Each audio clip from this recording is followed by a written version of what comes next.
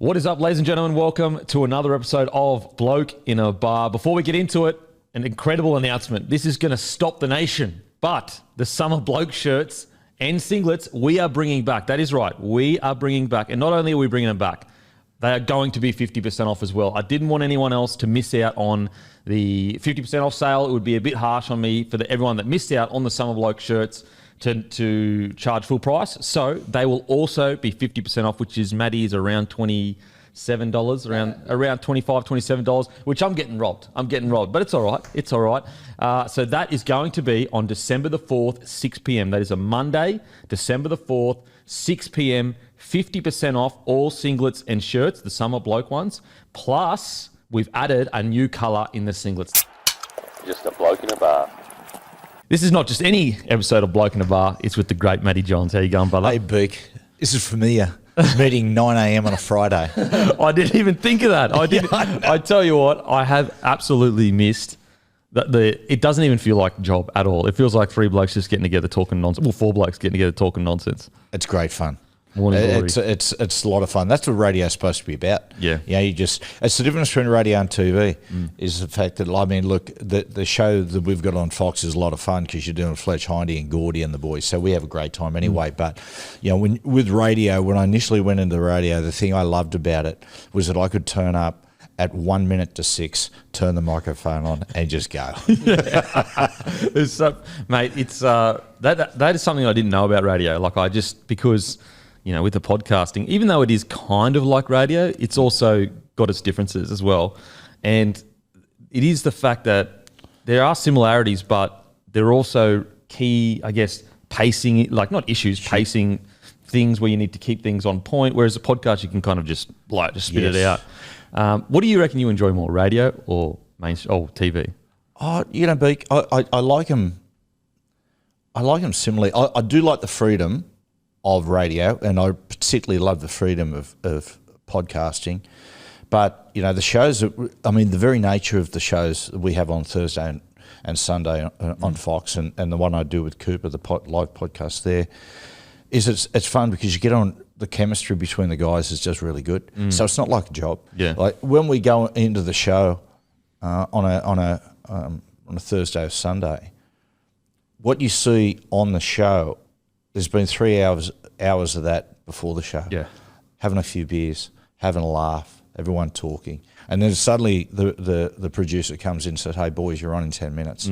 Quick, get ready, get out there," and we just go. So I love them both for different reasons. Yeah, I can attest to that. A funny little story. I don't know which one I told it on, but so a few years ago, and I have to have you to thank for this. So a few years ago, this would have been 4 or 5 years ago, I was like, the bar owed all this money because I'd taken it over and owed all this money. And basically I was reaching out to every mainstream, network. Yep. Basically going I would have taken 50 grand minimum to bring all my ideas to them. And, I had the Locker Room podcast going, that would have come too, everything would have come. Anyway, so they didn't know this, but I flew down from Queensland, couldn't afford it. Flew down from Queensland. This was about 5 years ago. And I had a meeting with someone at Fox. And this is no disrespect to, it was not at Fox, at KO, sorry, different. Yep. And this is no disrespect to them. He was in AFL and everything, so he didn't know. But it's just the way it kind of all happened. We sat down and I laid out all my ideas for him. And basically, after this 30-minute spiel of this is what we should do and this is what I can bring and blah, blah, he goes, "Oh, sorry, mate, we were just going to see if you wanted to put the Locker Room for free on KO." Oh, yeah. Anyway, so that happened. As I said, it's no knock on him. It's not I'm not the kind of guy that walks around and goes, "Oh, I'll get him back." Not at all. He's just doing his job.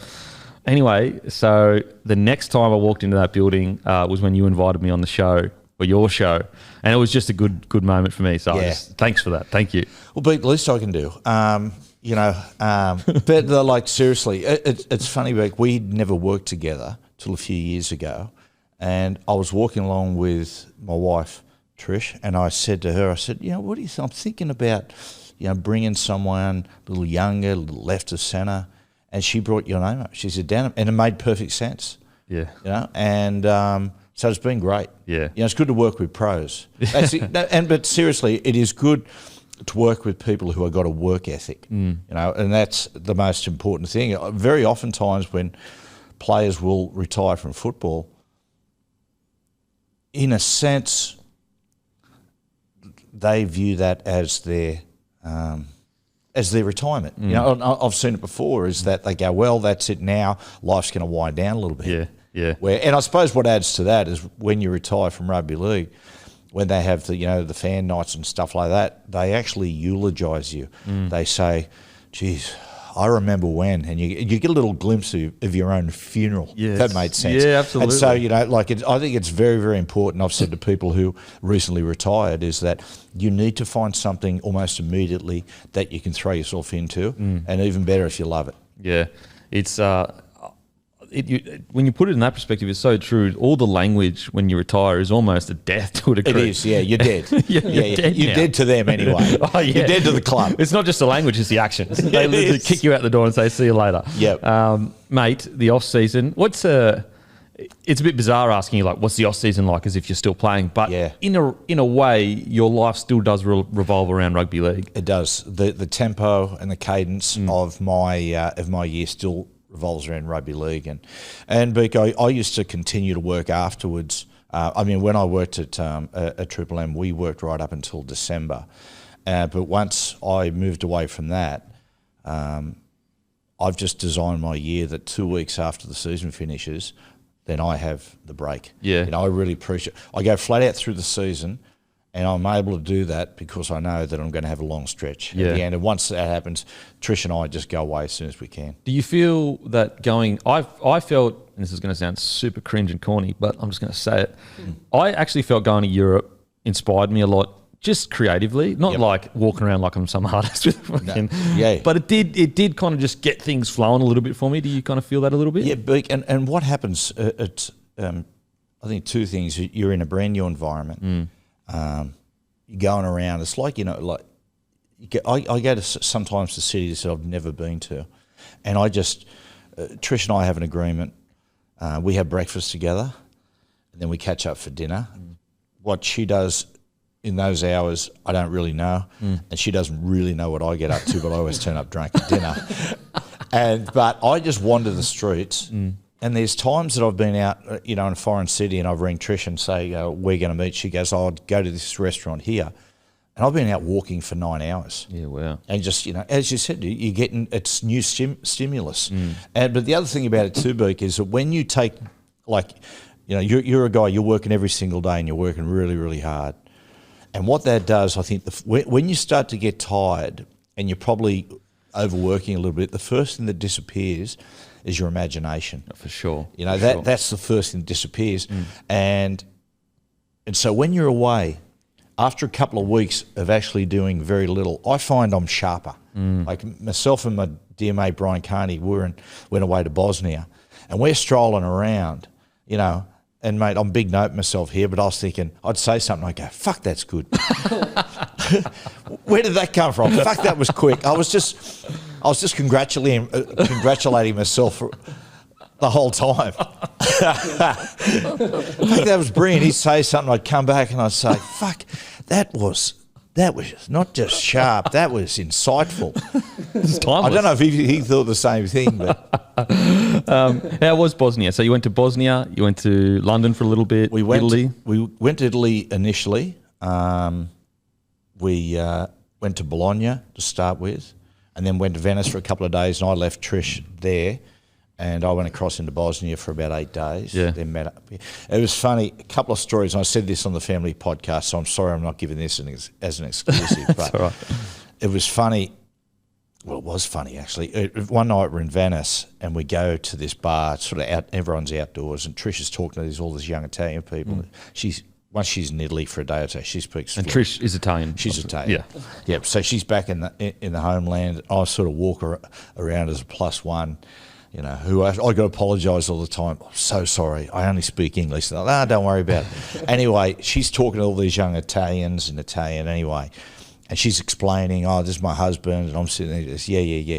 So we're having a good time, having a few drinks. Anyway, this young guy comes up to me and says, in broken English, he said, you can challenge me to an arm wrestle. I'm like, what? I haven't done this shit for years. And I said, why? And he said, there's a girl here, I'm trying to oppress her. I said, here we go. Right. So I'll give it a minute. then I go up and say, righto, everyone. It's funny, when you're in Italy, right, and you're still talking, but you're doing a chat. Okay, everyone, this is what we're going to do. I challenge you to an arm wrestle, right? So I say to the guy, let's go, we're an arm wrestle. He goes, oh, no. And I'm going, come on. Anyway, the sort of crowd starts to intensify and move around. So I give him a wink and I go, and I put the arm there. Well, fuck me. He grabs my arm and just jams it nearly through the table. And mate, I thought I'd tore my bicep. And my wrist was so bad that I had to wipe my ass with my left hand for the next 3 days, which is really tricky to do. So that was a big night, right? So we go back to the room around midnight, which is big when you go to lunch. You know, you have it first year at about 11 a.m. because you're on holidays. Yeah. And this hotel was staying out of Venice. You had to be careful. The first time we left, we left the door unlocked because you've got to lock it from the outside as well, as opposed to automatic locking. And so we get home about midnight, and I get up to go to the toilet, and the room's like a rabbit warren, tying up, bumping around, and all of a sudden, I find myself, I'm outside the hotel room. And I'm going, and I'm because I'm sort of still pretty intoxicated, I'm sort of wandering around and go, oh, man, and I turn around. Anyway, I go back into the room and there's a guy laying next to Trish, right? What? So I go up and grab him and say, what the fuck are you doing? Then I look and there's another woman next to him who's not Trish, and I realise I've gone back into the wrong room.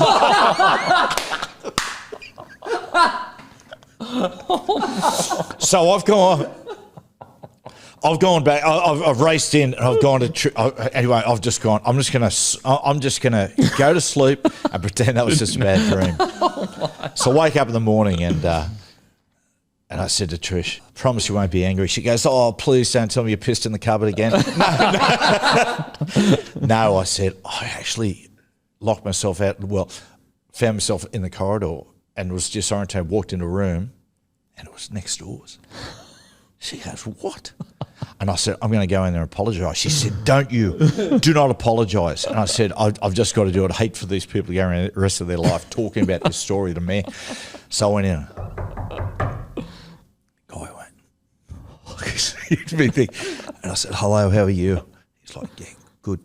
And I said, did a man come into your room last night? He goes, yeah. I said, that was me. I was very drunk and very disorientated. He goes, oh, thank you. He said, my wife and I haven't slept since. He goes, what have you just been talking about? Who was that person? Who was the crazy Australian that just come in and... Who was that? Oh, my God. Oh, yeah. That is fucking gold. That is gold. We left there and then went across. I left Trish from there. She stayed with friends, and I went across into Bosnia with Brian. So I love going to places a little off the beaten track, and it was incredible. Incredible country. It's got an incredible history. It went through the most horrific war in the 90s. I'm not going to go into it. It was so horrific and horrible. It's not for an amateur historian to talk about it. But the people are unbelievable. Sarajevo, when you go there, it's the most amazing melting pot of people. You've got the Ottoman area, which is the old area there. You've got the Austro-Hungarian area in the middle of town. Then you got what is the modern area, which was built by the Soviets. It was under Soviet rule. So you're just sort of going, you're bouncing from one. It is like each little section's got its own culture. Yeah. And in evidence, we're in the Ottoman area, and I think this explains probably Sarajevo the most. We're sitting there, me and my mate Brian, outside a bar, having a beer, listening to rock and roll music playing, and simultaneously the call to prayer is taking place. Oh, no way. And that's why I said that typifies for me Sarajevo. And then we went to Srebrenica, which was up towards the east, and we swung back down again, back to through Sarajevo and down into a place called Mostar, of which people have been to Mostar will say, mate, is one of the most beautiful towns in the world. Incredible. Is it? Is that one of the? Because obviously you got your podcast, and I love the dynamic. It's so unique. But do you enjoy the fact that you have this podcast with your family and everyone subscribe to it if you're not, of course, the Matty Johns podcast.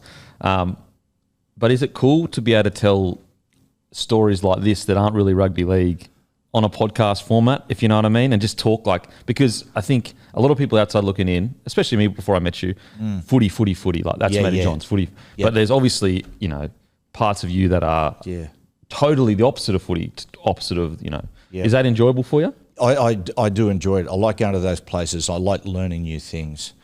So when you read something and I learn something new about a culture or something, it lights a fire in you and you want to go there. Although on the family podcast, I'll go, I've got this good story about, and they'll go, just make it quick. I go, guys, people pay good money for this. But it was good. And then Trish and I met up in London, and I mean this was fantastic as well for totally different reason, different style of trip. But bit by bit, town by town, we made our way up to Edinburgh, and then we come back down again. Flew out of Manchester. But see my great mate Brian Carney and his family up Manchester. But Liverpool was just insane. Did you go any soccer games at all? Football games? No, it didn't coincide. But oftentimes we're in a city, there wasn't a game on, or it'd been an away game, and so we didn't get to go. But mate, stop through. I had to talk Trish into Liverpool. I was like, we'll go up north and we'll stop through Liverpool. Yeah. She's like, Liverpool? I said, just trust me. It's in, Nashville to country music, Liverpool to rock and roll. You go down into the city centre and any day, pretty much any time, and there'll be people performing, singing. It's just such a great city and incredible people too. Yeah, it's the thing about the British Isles. The further you go north, the better the people get. Yeah. It's travelling it, I only travelled recently. I remember, we went to El Clasico, Real Madrid versus Barcelona. Oh, yeah. And I remember just like looking across to my wife going, like in my head, I'm just thinking, I cannot believe that we're here. We're actually experiencing this. Do you sometimes, as a young fella, just grew up in Australia, just a, blue collar upbringing, to think that you'd be able to experience, because most people don't get to experience what you've got to experience. No.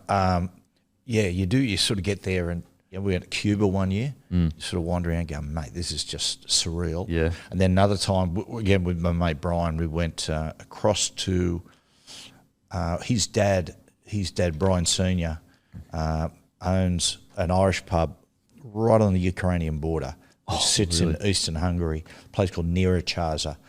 So we went across there, took the boys, went across there for Christmas. We landed, went to Budapest, and we drove across about 3 hours, and when we arrived in the town, both the boys owned a little then, they started crying. It was very different than they expected or used to, but it was good. You go to those places, and as I said before, it's a completely different culture. You're meeting different people, meet great people, so it's good. It's probably I think most enjoyable thing you can do in a beak. Traveling for me, I'm like, even though put it this way, I obviously had just a first son or a first child, but it's almost a guarantee that I'll be locking away some weeks heading forward to be traveling the world as soon as he gets old enough to fly. Yes. Mate, they resent it. My two blokes, when they were younger, I'd take them away. They'd go, what are we doing here? The only thing when I took to America, the only thing they enjoyed was Disneyland. That was the only thing, and all the rest of it. No, don't want to do that. Don't want to do that. They just whinged the whole time. Went to Vegas. I had a ball. They didn't see me for 3 days. And so, growing up for you personally, was it always like footy? Because one thing I noticed when I got into footy was, and I don't mean to disparage my fellow footy players, but it is a very kind of blinkered. What we talk about is, footy, punting, girls, drinking, beers. That's pretty much it. Yeah. As a young fella, did you always have an interest in this side of things, or was it always just rugby league? My last 18 months, year 11 to 12, I reckon I didn't even write anything in a book. This is before computers. I mean, not that I'd use it, I don't own a computer, but I didn't even write anything in a book, and I was just, the teachers, everyone, I gave up on myself, I just had lack of interest. But it was always football, because my father was a player. He was signed to go to Penrith. He was he felt he was too young, stayed, and then he was going to go to St George, and this was in the 70s when St George flying, just coming off their amazing streak of wins, and just about I think it was close to the last game before he left to go, he did his ACL in the 70s. Yeah, so which far was out. You're done. Yeah. So I only ever saw my dad playing reserve grade for the Cessnock Goannas because he was always limping around. Yeah, mate, and it was funny, like the work ethic thing. My dad, so he would back in those days, they probably train 2-3 times a week. Yeah, they play rugby league. I mean, that in itself. I mean, rugby league up in the Hunter Valley in the coalfields. Then, mate, it was catch and kill. Yeah, it really was. But then all the blokes as a job, most of them were working in coal mines. So basically, they were. You're working, going down a dark hole most days for 9-10 hour shifts. Then you're coming out and for fun, you're beating guys up on weekends on a football field. So they're seriously tough dudes. Yeah, absolutely. Yeah, so it was always rugby league. Always rugby league. Dad, when Dad coached the team, always came over to our place for parties and things like that. And Mum and Dad had me very young. Yeah. I think the old man was 18, Mum was 19. Fuck it, I survive. And and so they would always, bring the team over. The old man was probably in his early 30s then. So, I was 12 or 13 watching all these blokes and very impressionable. Yeah. And did you excel from the get-go, or did it take you a while to find your... It took me a long while. I was always very small. My old man always used to... Joey was always a phenomenon, always going to be, Yeah, wow. Dad used to try to talk me into becoming an apprentice jockey. Yeah, I know. The problem was I don't like horses. I find them unpredictable. But yeah, he used to always urge me and say, "Come on, go, you'd be a really good jockey." My great grandfather, a bloke called Sam Unwin, I think he was the first jockey in Australia to ride 2,000 winners. He was a champion jockey, and all bush tracks. Did it discourage you, or did it motivate you that your brother was the thing that everyone in the Hunter was talking about, and you were the older brother? Yeah. Not much changed. No, it didn't so much discourage me, Beak. I don't think it sort of pushed us along. Like, Joey and I, 3 years apart, and we go to Dad's football training, we go to our football training, we go to watch the local side play, we'd play, and then we just play in the backyard all the time. So we sort of pushed each other along. Yeah, okay. It wasn't really until I reckon I started to get traction, I reckon when I was about 16, 17, and you start to sort of have ambitions and things like that. But initially when I first went to high school, I didn't make the high school football team. Yeah.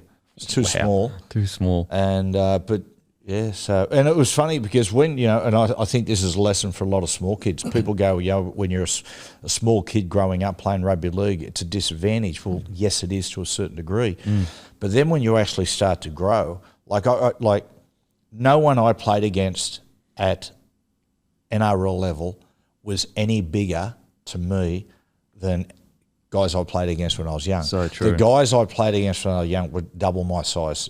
Some of them double my weight. Yeah. So when you're coming up even against a guy like Glenn Lazarus, you're going, he's not actually that big. Yeah, compared to what you used to. Yeah. And you almost, it's almost the opposite of, we see young players that are really big, they learn bad habits, weak mentally. They get to NRL, they have 1 or 2 good years, but they just have bad habits. Where younger fellas, you're forced to form the best of habits to just stay in the game. Of course, I wasn't naturally talented.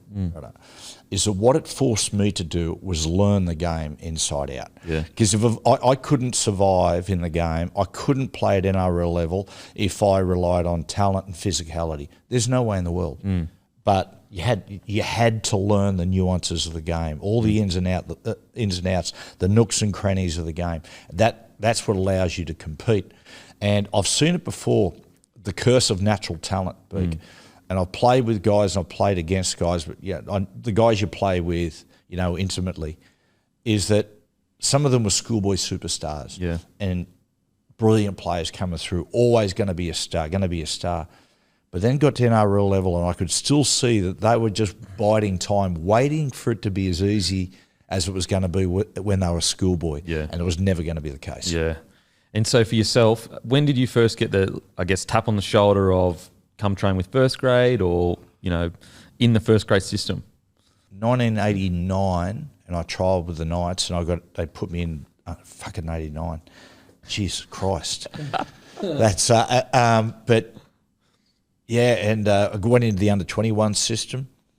It was terrifying. You know, I was 18, and you're going in there and you're looking around, and all the first grade players at the Knights, and back in those days, the under-21s, the reserve grade, and the first grade all trained together. Oh, really? And so I played very few minutes that first year. It was sort of it was watching and learning. Yeah. When I did get the call up and I'd come on the field, I was that nervous. Terrified to make a mistake. It was the next year in 91 I started to get traction, playing good in under-21s, getting the occasional start in reserve grade, sitting on the bench for first grade, and sort of things started to develop off that. Yeah. And 92 you made your debut? 92 made my debut.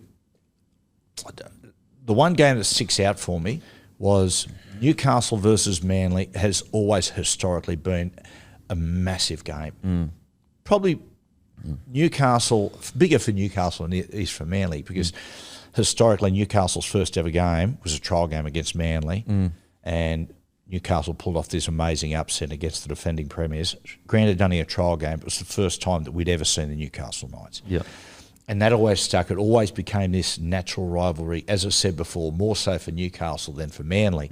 But every time we played Manly, 30,000 people jamming the stadium. And I don't know if I'd played 21s and then sort of a bit of reserve grade. I might have just played reserve grade that day. I don't really remember. But I'm sitting on the bench and I'm watching the game. It's about 15 minutes into the second half, and I get the call, mate, come on, you're going on for play hooker. Yeah. And I'm like, Jesus Christ. Luckily, no time to even think about it. Yep. And I go to the sideline and I'm trying to call Robbie McCormack off, like, yeah. And as he's about to come off, Tony Kemp dislocates his shoulder and just goes off the field, and the trainer just pushes me on. Now, after the game, the coach gave it to me and said, I fucking didn't tell you to replace Tony Kemp. I said, so we had to put Robbie McCormack into the fucking centres. You basically, you cost us. And I'm like, oh, geez, welcome to first grade. Anyway, but I remember that game, Manly scored, right? And my first active moment in the game was I'm standing there and we got the kickoff.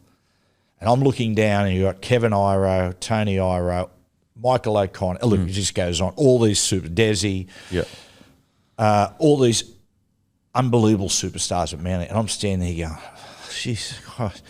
Anyway, we kick off and the ball goes to the beast, Kevin Iro. Yeah. People that don't know Kev was about 6'5", about 115 kilos, and could just go. Phenomenal player. And he's wound up, and I'm all pumped up. So I'm leading the kickoff. I'm leading the kick chase, and I'm flying up. And all of a sudden, he just sees me. This bloke is about 81 kilos, and he fucking just winds up, and he sprints at me, and I'm standing there, and all of a sudden, I've just sort of gone into the driver's seat, sat and gone, what am I going to do? And luckily, a bloke called David Mullane, who was a hell of a player, because of injuries, couldn't fulfil his potential. Just about the best hitter I've ever seen. He just, as he was about to hit me, he jammed him from side on for me. How good. And saved me. Yeah. That Newcastle Knights in those days, Book, mate, they set such unbelievably high standards as far as toughness, as far as training attitude, everything. Because the club had so little money, it had to force players to play above and beyond themselves to win. Yeah. And there was all these rules in place. So their goal all the time was, right, we've got to complete about 90%. So there was no passing in your own half when I first went into first grade. Yeah. If there's a loose ball on the ground, if you don't dive on it, if you kick it or try to scoop it up, mate, you're gone. If you get there and you make a tackle, if we're defending and you get an injury, mate, unless your leg is snapped in half, you get up and get back in the defence line. And I saw some of the guys do the most incredible things. Just by it just shows you the benefit of a high standard. How it just lifts everything. I think like those days, seems like there was a genuine connection to the local community. Yes, which breeds tough men and women. It does, because Newcastle is coal mining and steel mills historically, and it's just such a blue collar city. It's a real socialist city, and their big thing, the crowd was, they'd be disappointed if you got beat, but they'd be absolutely shattered if you got out there and played like you weren't having a go. That was the thing about the crowd there, was that we initially in those early years, the Knights had nowhere near the best side, right? But they punched above their average. They managed to get themselves into the mid-table, but the crowds kept turning up even though they were getting beat, because the blokes in that first grade side in those days just put in. And the sweet spot for us was late 90s, into the early 2000s. And the reason it was a sweet spot, Beak, I reckon, was that the side still had that real toughness and that legacy of high standards that was still maintaining.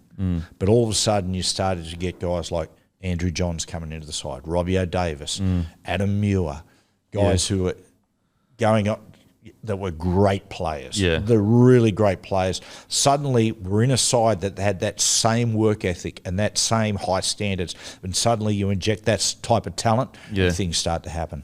So 1995, you get selected as a part of the Australian squad. Yep. What was I guess a kid that, a small kid, didn't have much talent.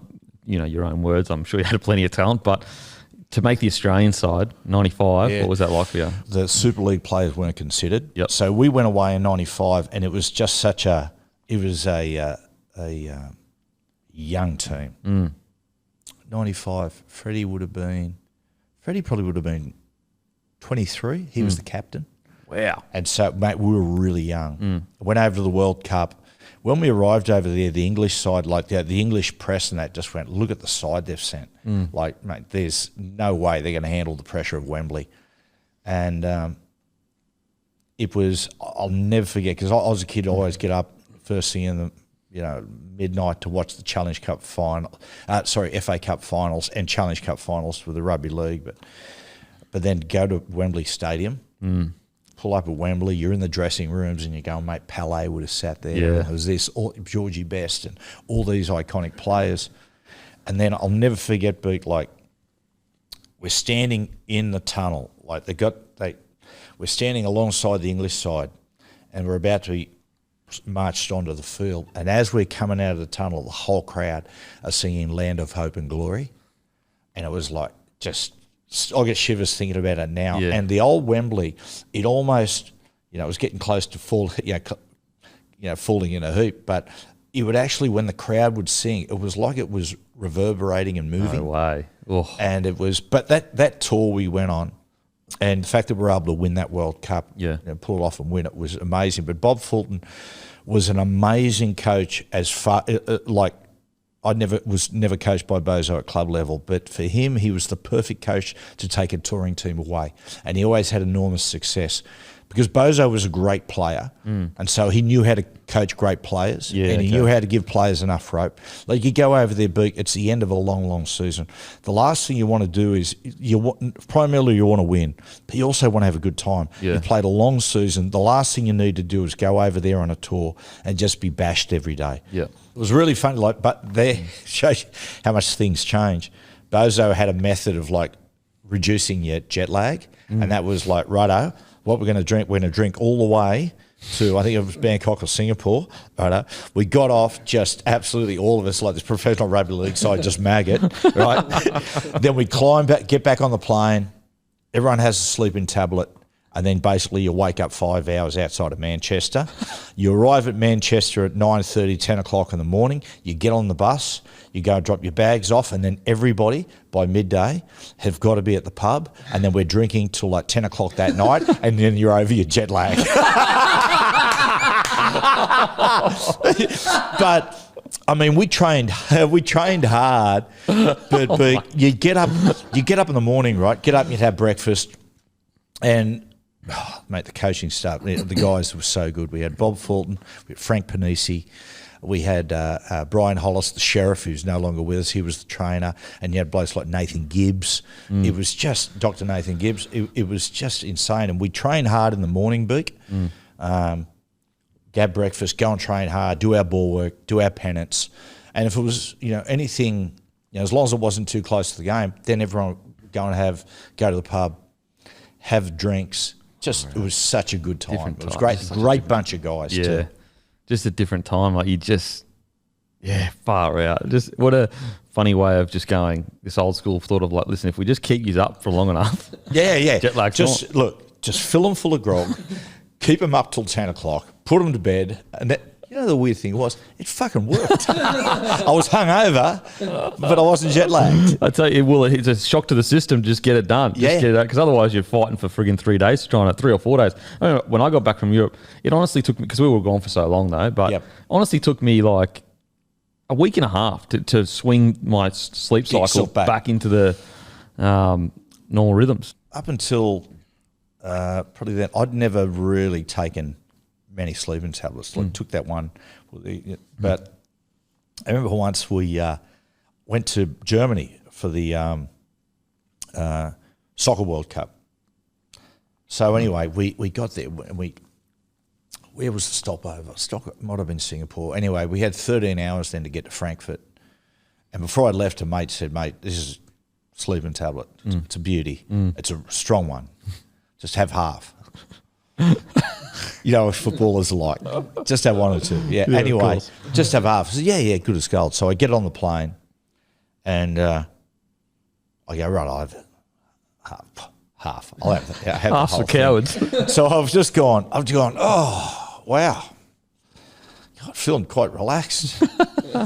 Next thing I know, like the steward, he shakes me and he goes, hey, and I said, no. I'm fine. I'm not going to eat. I'll just sleep. He said, we're landing in 20 minutes. Mate, they do that to you. They do. Mate, I remember back from Vegas, my first one back from Vegas, and it's literally like that. It's like you're taking off, and then all of a sudden you're there, the flight didn't exist here. It's bizarre. We flew once. We had a stopover on the way back at Bangkok, Trish and I. Jump on at New York. I've gone, one sleep is good, but it's a long stretch. Maybe 2. So anyway, I can't remember. Trish was the same. We just woke up in our hotel room in Bangkok. No way. And I said to Trish, do you remember like getting at the airport? She went, sort of. She goes, do you remember like, it was like, we must have looked so bad that when we got off the plane, we pieced together, they brought a cart to come and pick us up and drive us. So we must have been seriously just snoring. Yeah. But so then my next memory was, and anything to declare, sir. And then, woke up in the hotel room. That was what I went, how did we get here? That's crazy. Okay. And also you played in State of Origin series. Yes. Yeah. What was that like? The debut, getting the call, all that kind of stuff. Tell you what, Beak, that first series in 95, of course, Fatty's side went 3-0. And you learnt a lot about State of Origin there, learned a lot about preparation, I suppose. If we go back, so again, it was the Super League War. So our side, we had a really strong side. Queensland were just, scratching around and it was, so we go into camp and it was a long camp. I think the camp was it was about 11 or 12 days. Yeah, wow. So what was amazing, we went into camp, first when we all got there, and you've meeting all these new players, you don't know most of them. Everything's really awkward. Phil Gould was the coach. Gus goes, righto, what we're going to do, we're going to go and play pub golf. It's pub golf. Righto, we're going to have 9 pubs lined up, and what you do is you go in there, and each one's going to have a par, righto, and we're going to keep a score. So what happens is the first pub we walk into, it's going to be 30 minutes, and it's a par 2. You've got to have 2 schooners, right? Then the next one you go to, we're going to have an hour there. It's par 3. But the next one after that we're going to go to, it's going to be 20 minutes. It's par 2, and it goes like so. Blokes, and they've got the scorecard. So some of the boys, didn't even see the third pub because they're about 3 under after the first pub. Yeah. But so we do that, great fun. Then we go and have a drink the next day, great fun. Then we're having a drink the next day. I'm starting to panic, going, Jesus Christ! Like usually I'm professional, prepare well, and I remember the preparation, right? And we get there, we're playing at the Sydney Football Stadium. And I'll never forget it. We spent all our time, and Gus made this point, and he's right. We spent all our time trying to show each other how skillful we were. Meanwhile, Queensland were in the other camp, just pumping themselves up, showing each other how tough they were, what they were going to do for the jersey. Yeah. And Beak, I was standing on the field, and there's nothing worse than when you've had a bad preparation. The chickens come home to roost when you're out in the field and you go, okay, I'm off balance. Something doesn't feel right. And I'm on the field, I've ran on the field, and I'm just feeling a little off balance. My preparation hasn't been right. And this says a lot about how Queensland, I think, prepare for State of Origin. I looked over, and Robbie O'Davis, my teammate, comes sprinting onto the field, and, mate, he just looked that strong and pumped up, and at that point I went, we're in trouble here. Yeah, we are. It was just... You just feel it. You felt it. Yeah. And State of Origin never worked out for me. I think I played 4 games. It was the last game. I'd sort of, in a lot of ways, I was disappointed I'd never got another chance because the last game, it's sort of the penny dropped. Yeah, okay. So I played first game, third game in 95, first game in 98, and then third game in 98. Now, what had happened, I got dropped in the second game. I dropped a lot. So I got dropped in the second game, right? And we got to buy when State of Origin 3 is going on. The Knights have got to buy, but so the Origin, I don't know if the Origin, it doesn't matter. But so the night before State of Origin, because we're not playing, a few of us caught up with Nice Boys for a drink. 7 or 8 drinks, nothing over the top. Some people might think it's over the top. We go have a meal, get home about 10:30. About phone rings. Yeah, the 11:30 phone call. We go, okay, who's dead? Yeah. And pick it up. It's Joey. Joey goes, mate, I'm just letting you know, mate. Tubes is in a horrific way, like really, really cook. Just letting you know, mate. I'm thinking, Jesus Christ, I've been out on drinking, and I was thinking it's Tubes. Tubes will be fine. Anyway, what had happened? Tubes gets up the next day, can't even get out of bed. So I get a phone call from Tom Rodonicus. He goes, mate, how you going, Matty? Listen, mate, we need you down here. So yeah. He goes, mate, you've got to be down here by 12. Yeah, it's 9 o'clock. And I'm going, fucking hell. Anyway, he goes, mate, go to Newcastle Airport, Aero Pelican. There's a ticket waiting for you. Right, no problem, Tommy. Make sure you're here midday. Got to be here by midday or I'm going to fine you. Right? So I turn up there. The flight's 10:30 flight. So I turn up at the airport and, sir, hello, how you doing? Just ticket to Sydney for Johns. Okay. Yeah. Okay. Matty Johns? Right. No, there's no ticket. Oh, shit. Tommy, there's no ticket. I don't give a fuck. Just buy a ticket and get on the plane. Okay. Oh, look, haven't got a ticket. Look, I'll pay for my own ticket. Mr. Johns, the flight's full. Tommy, The flight's full. I don't give a fuck. Just find a way to get on the plane. So I hang up and I'm thinking to myself, right, what am I going to do? Okay, I've already accepted I'm going to get the fine.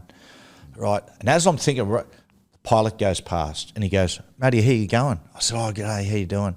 He goes, what's the problem? I said, mate, I've been called into the State of Origin side. And but anyway, they haven't booked a ticket and, and he goes, right. Follow me. So I follow the pilot up. They sit me on the floor between the two pilots.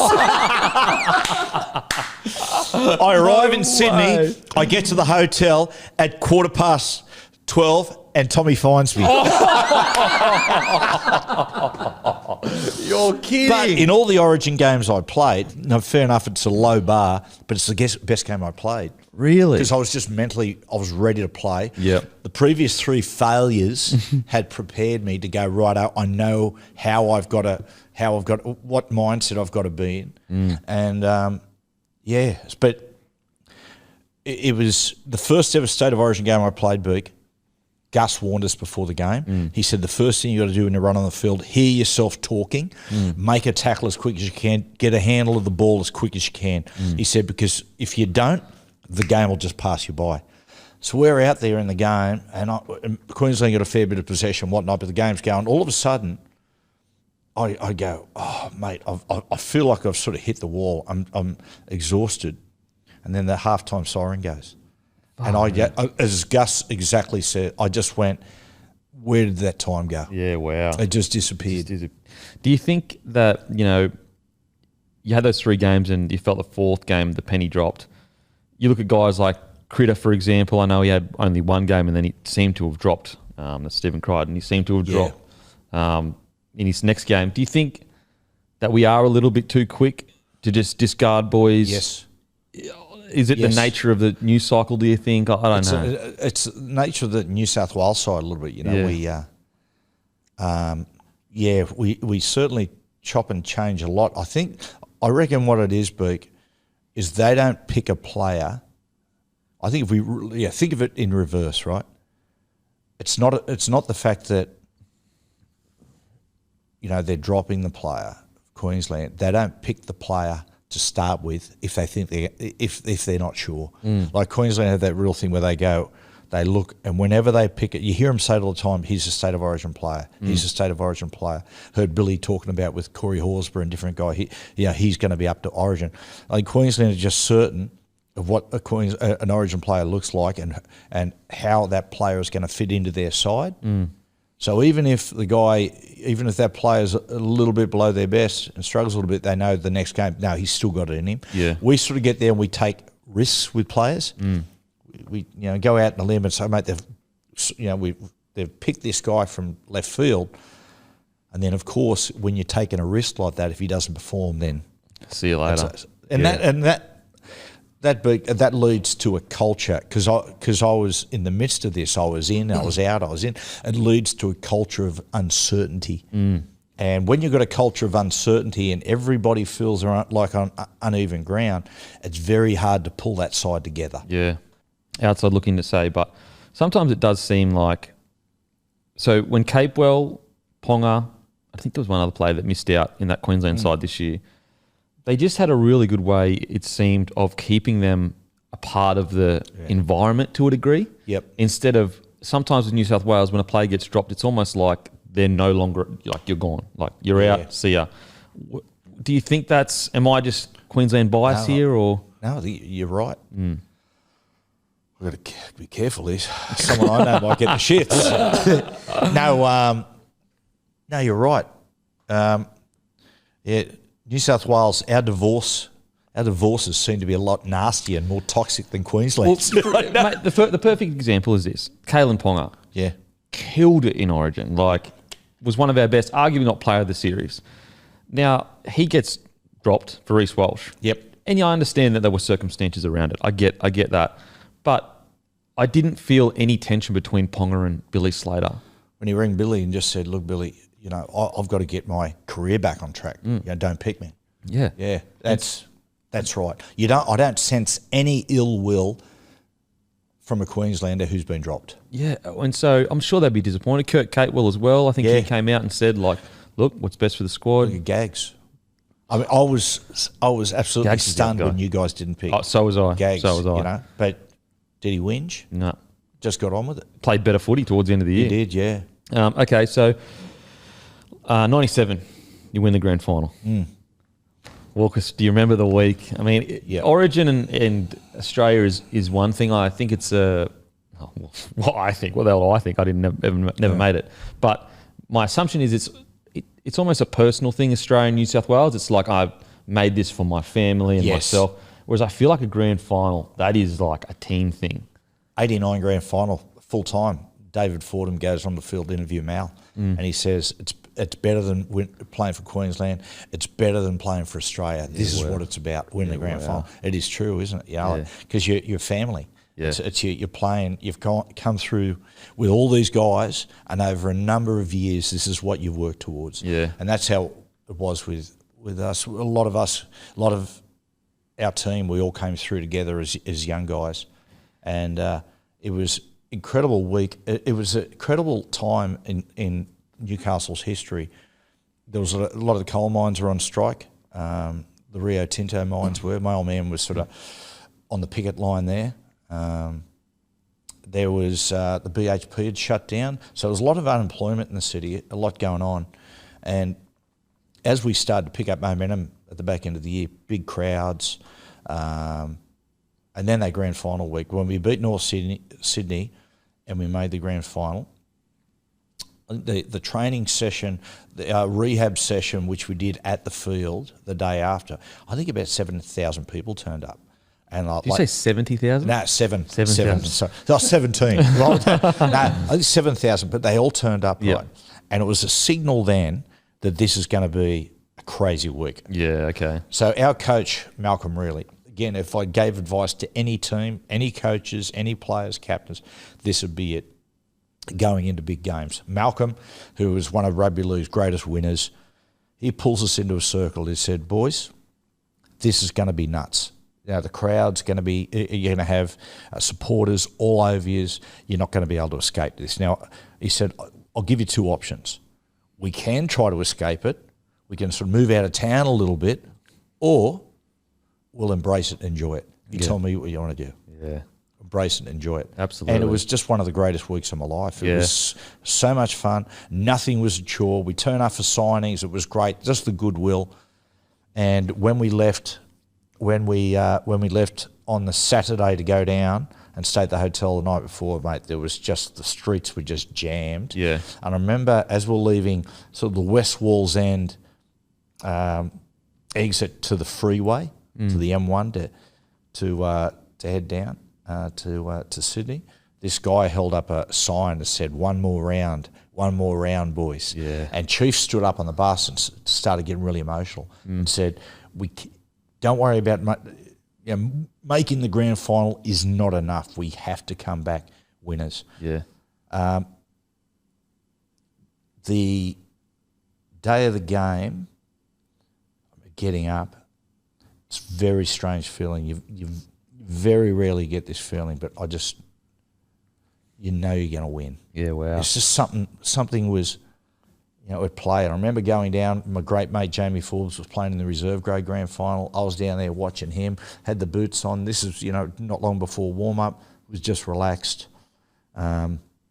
First half we were sort of up and down a little bit. What happens in big games when you're playing the halves, the noise is so loud and there's so much adrenaline going through everybody, Beak, that it's very hard to pull everything together. So as a consequence, we were playing a lot of sideline to sideline. It took us a long while to settle down. We're down 14-6 at half time, and as things went a little bit askew at half time, Joey was blowing up. Someone didn't tie in the middle, and Cliffy Lyons did an inside ball and they scored. And Joey was going berserk, and everyone's trying to settle down. Anyway, we got our heads back on. And the second half, it was like a totally different headspace to where I was in that State of Origin game, in game one. But it felt the same. The second half just went like that. It was so quick.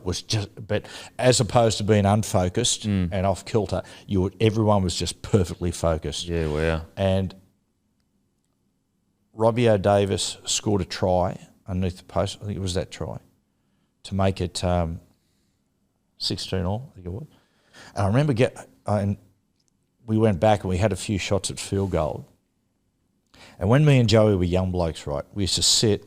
I remember sitting and we just, when I say young blokes, say 17, 18, 19.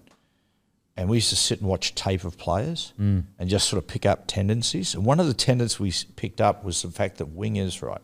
Of course, wingers are very, very rarely at marker. Then they would a lot of times break the principle of marker. If there's one marker, you never chase, you just hold. Yeah. But because wingers were very rarely in there, even when you're right on a sideline, you dump wingers would chase pressure. Yeah.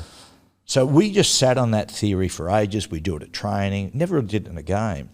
But that last play that Joey did, Hopper's at marker, and all of a sudden I'm standing under the post, and that was the moment that Joey used it. Went dummy and went up the short side. No way. That little bit. And talking about being in the zone, but when Darren Albert crossed the line to score, I remember thinking, righto, we've got to get back.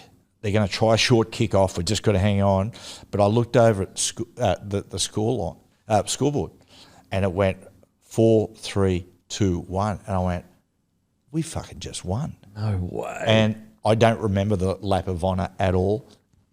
I rarely remember the facets of the bus trip home. All I remember is from Gosford going back in, people were having parties within the roundabouts. Used to be roundabouts from different spots back to Newcastle from the Central Coast. There were bonfires and people were going, this is going to be crazy. Yeah. Bus driver says, boys, we have the Super Blue Blast. Everyone, put your seatbelts on because, mate, there's like frenzied people as we get close to Newcastle are trying to edge the bus off the road to get on the bus and congratulate. Trish was pregnant with Jack. And then we arrive, to come into Newcastle at the West Wall's ending, the 30,000 people there waiting. Far out. And then we go into the city and there's over 100,000. And it was madness. People were jumping. There was all these old oak trees near the club that we're going to. Fans were climbing into the trees and throwing themselves on top of the bus and trying to kick their way into the bus. The bus got written off. Bus got written off. Yep. Holy. It was everyone, I kid you not, was in a just a frenzy. You know when you see those European soccer games and fans it becomes like just a frenzy in the crowd. That's what it was like. People were just like almost out of themselves. Wow. When did you guys, of course you wouldn't have known in the moment, but could you have even guessed that you would have been part of one of the biggest moments in rugby league history? You know, looking back on it now, is it hindsight? Oh, yeah, for sure. Or at the time, was it just... At the time, Beak, no. At the time, you're going, wow, like you don't know. When you're in the midst of playing a great game, you're really in the zone. You don't know yourself. All I remember is Joey ran into Sterlo right at the back end of our lap of honour, and Sterlo said to him, that's the greatest game I've ever seen in my life. Yeah, wow. And Joey come in, excited. We're all having a shower. He goes, mate, I just saw Sterlo. He just said it's the greatest game he's ever seen in his life. We went, fucking thanks, Scoop.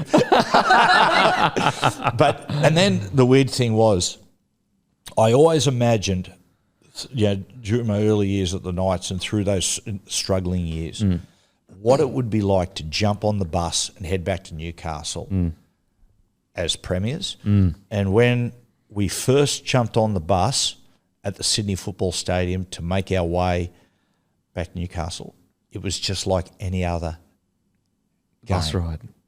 Wow. It was just subdued. Everyone was sort of sitting there going, fuck, like, did that just happen? So there's almost like this, because there's one thing about when you run onto a field and there's 50,000 people watching, even though it's loud, there is this kind of eerie silence that you don't expect because you've been looking at TV so long. Yep. Was not eerie silence, it's probably the wrong word to describe it, but was that everyone's just kind of chilling, drinking their beers, talking like normal? It was like the lap of honour. Someone told me the lap of honour went 45 minutes, something like. I honestly have got no idea, but I think everything was just so crazy. Yeah. That I think we jumped on the bus, everyone just took a breath. Yeah. Okay. Sat there. Yeah. And then about 15 minutes in, it just kicks off again. It was an amazing time because. To that point, the greatest moment of my life, apart from marrying my wife. But it was the greatest. And then 10 days later, my young bloke Jack's born. No way. I remember looking down at him going, actually, this is better than the grand final. You know? Yeah. But that was funny in itself because, you know, there was about 4 days after the grand final, Trish went into hospital and we were still sort of partying. And so the hospital wasn't full. So the lady set me up a hospital bed next to Trish in the ward. So literally I would go out drinking all day and half the night and then go back into the hospital. And I'd hit the PA system and I could hear Trish sometimes going, don't let him in, don't let him in. And they go, oh, it's okay. Mate, I was ordering pizzas from there. And then when Jack was born, about the second or third day, because she had about a week in there, Trish, about the second or third day, the doctor come in and said, everything's great. Basically, yeah, go and enjoy your lives and that. And I said, yeah, let's just stay one more night. And we did. We stayed one more night.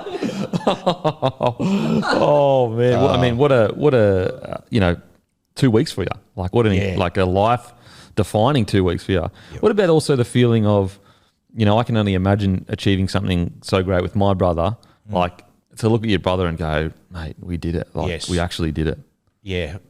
Bizarre. Yeah. Strange. And I see the photos now of the lap of honour where Dad comes over. I don't remember all of that, but yeah, it was, and Beak, and I reckon, like people come up to me still today and tell me stories about what happened when the full-time siren went. Like one guy said to me recently, he said, in our country town, he said, when the full-time siren went, he goes, about a minute later, the local fire brigade just come tearing down the main street with everyone was just going berserk. Another guy once told me, he said, I didn't know what to do. He said, I was in Newcastle, I didn't know what to do. So he said, I just went into my garage, hopped on my car, and just hit the horn for a minute. And I look back at that, and all the people who turned up, I think it was 120,000 at the Civic reception 3 or 4 days later, is that I think it was because the town was going through such a difficult period. Yeah. And I just think emotions were heightened by that. A lot of people unemployed, a lot of people really struggling in families. Yeah. And they just threw themselves into the football. Mate, an incredible moment in rugby league history. And so you move on from the Knights, salary cap problems. But I to be honest, Pete, what had happened, there's been certain parts of my career where I dipped. That was one. That part, and the reason I dipped was because it was hard work being me.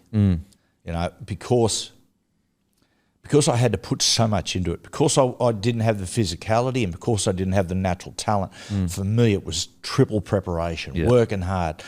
I just never quite, I don't trust talent. And so, you do that every single year, eventually it starts catching up on you and you go into a season.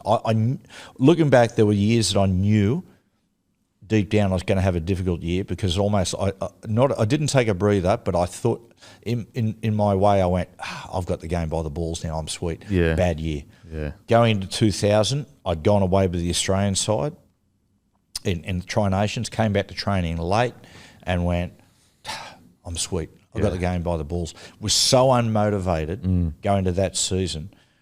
The players, like, I'm ashamed of it now. They go, righto, let's go fitness. Let's do fitness, mate. I'd do a lap and go, oh, my back's playing up, mate. I'm having spasms for back. Yeah. Everything just was like, all the motivation just went out of me. Yeah, yeah. And they let me go at the end of the year. They say it's salary cap, but they moved me on. Yeah. I'd started to lose a metre, 2 metres, and when you don't have great physicality to start with, then they start to. Yeah. And they had all the good young guys coming through as well. So went over, played at Wigan, met my greatest mate of all time, Brian Carney, come back, had a season at Cronulla, and they were very good to me there. And then it was, when I decided it was all over, I cannot tell you the relief. Yeah, because I think it doesn't get spoken about enough is some players, I sometimes envy some players because they're not realising how much pressure is actually on them. Do you know what I'm saying? Like, Yeah, they don't Munster. like, Munster. yeah, Just get out and go. yeah, all right, man. Yeah. That's all good.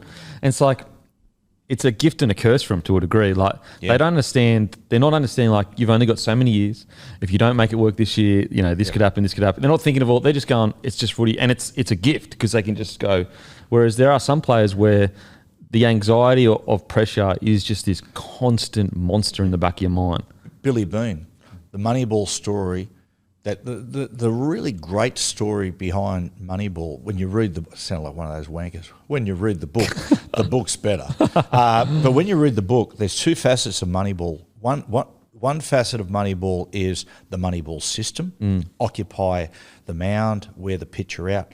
The other side of the Moneyball, the human side of Moneyball, which it really resonated with me, was that Billy Bean, who Brad Pitt plays in the film, he was just a baseball fanatic as a kid, and he was a baseball student, and he was a can't miss when he got drafted. He could have went and played American football or gone to college in football. He chose to go baseball. He had the talent. He was a certainty. The only problem was he was too acutely aware of the situation he found himself in. Yeah. Meaning that he would get there and go, fuck, I can't believe I'm about to bat against this pitcher. This guy's an icon, and it was just too much for him. Yeah. And the pressure just got hold of him. In the book, it tells a story. I've got to get the name right here. Is it Lenny Stryker?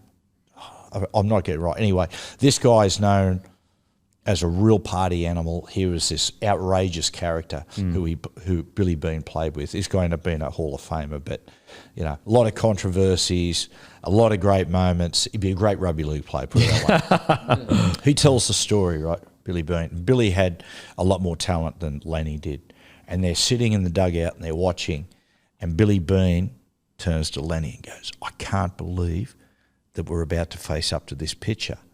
He goes, mate, this guy, that. And Lenny goes to Billy Bean, who? I've never heard of him in my life. And he goes, this guy goes, what? This old guy? So anyway, Billy Bean goes out there, strikes out. Lenny goes out there, just knocks him completely out of the ballpark. Far out. And it's that ignorance is not the right word, but it's just get out there and treat every person you're up against on their own merit. Don't be intimidated. The perfect player I've ever come across and did stuff with was Billy Slater. Yeah. He was the perfect player. Billy, when you work with players sometimes, Beak, right, clever players, clever playmakers, you'll get there and you'll go, righto, why don't we think about, righto, rather than running to the target defender, let's work out, let's do the nuances, a little bit of something in there so that we actually draw him, that target defender, to us. And that way, that's the idea of playing straight and stripping a team short. And you'll go, and a player will go, yeah. And why don't we do? Players will go, generally, playmakers go, yeah, like it. But then they'll take it away. They'll trial a little bit of train, and they'll come back, and they're not sure, and you've got to convince them. We got to work with. I did sessions with Billy. He'd say, righto, Billy, I'm thinking about that. Oh yeah, give me a go at that. And that works. Righto, and I'll tell you what I'll do there. I'll get Smithy to do that, and that will open that. And you're just going, fuck. He'll take something, he'll trial it once. If it works, it's his. Yeah. That's what I'll do. But then he'll have his own little spin on it.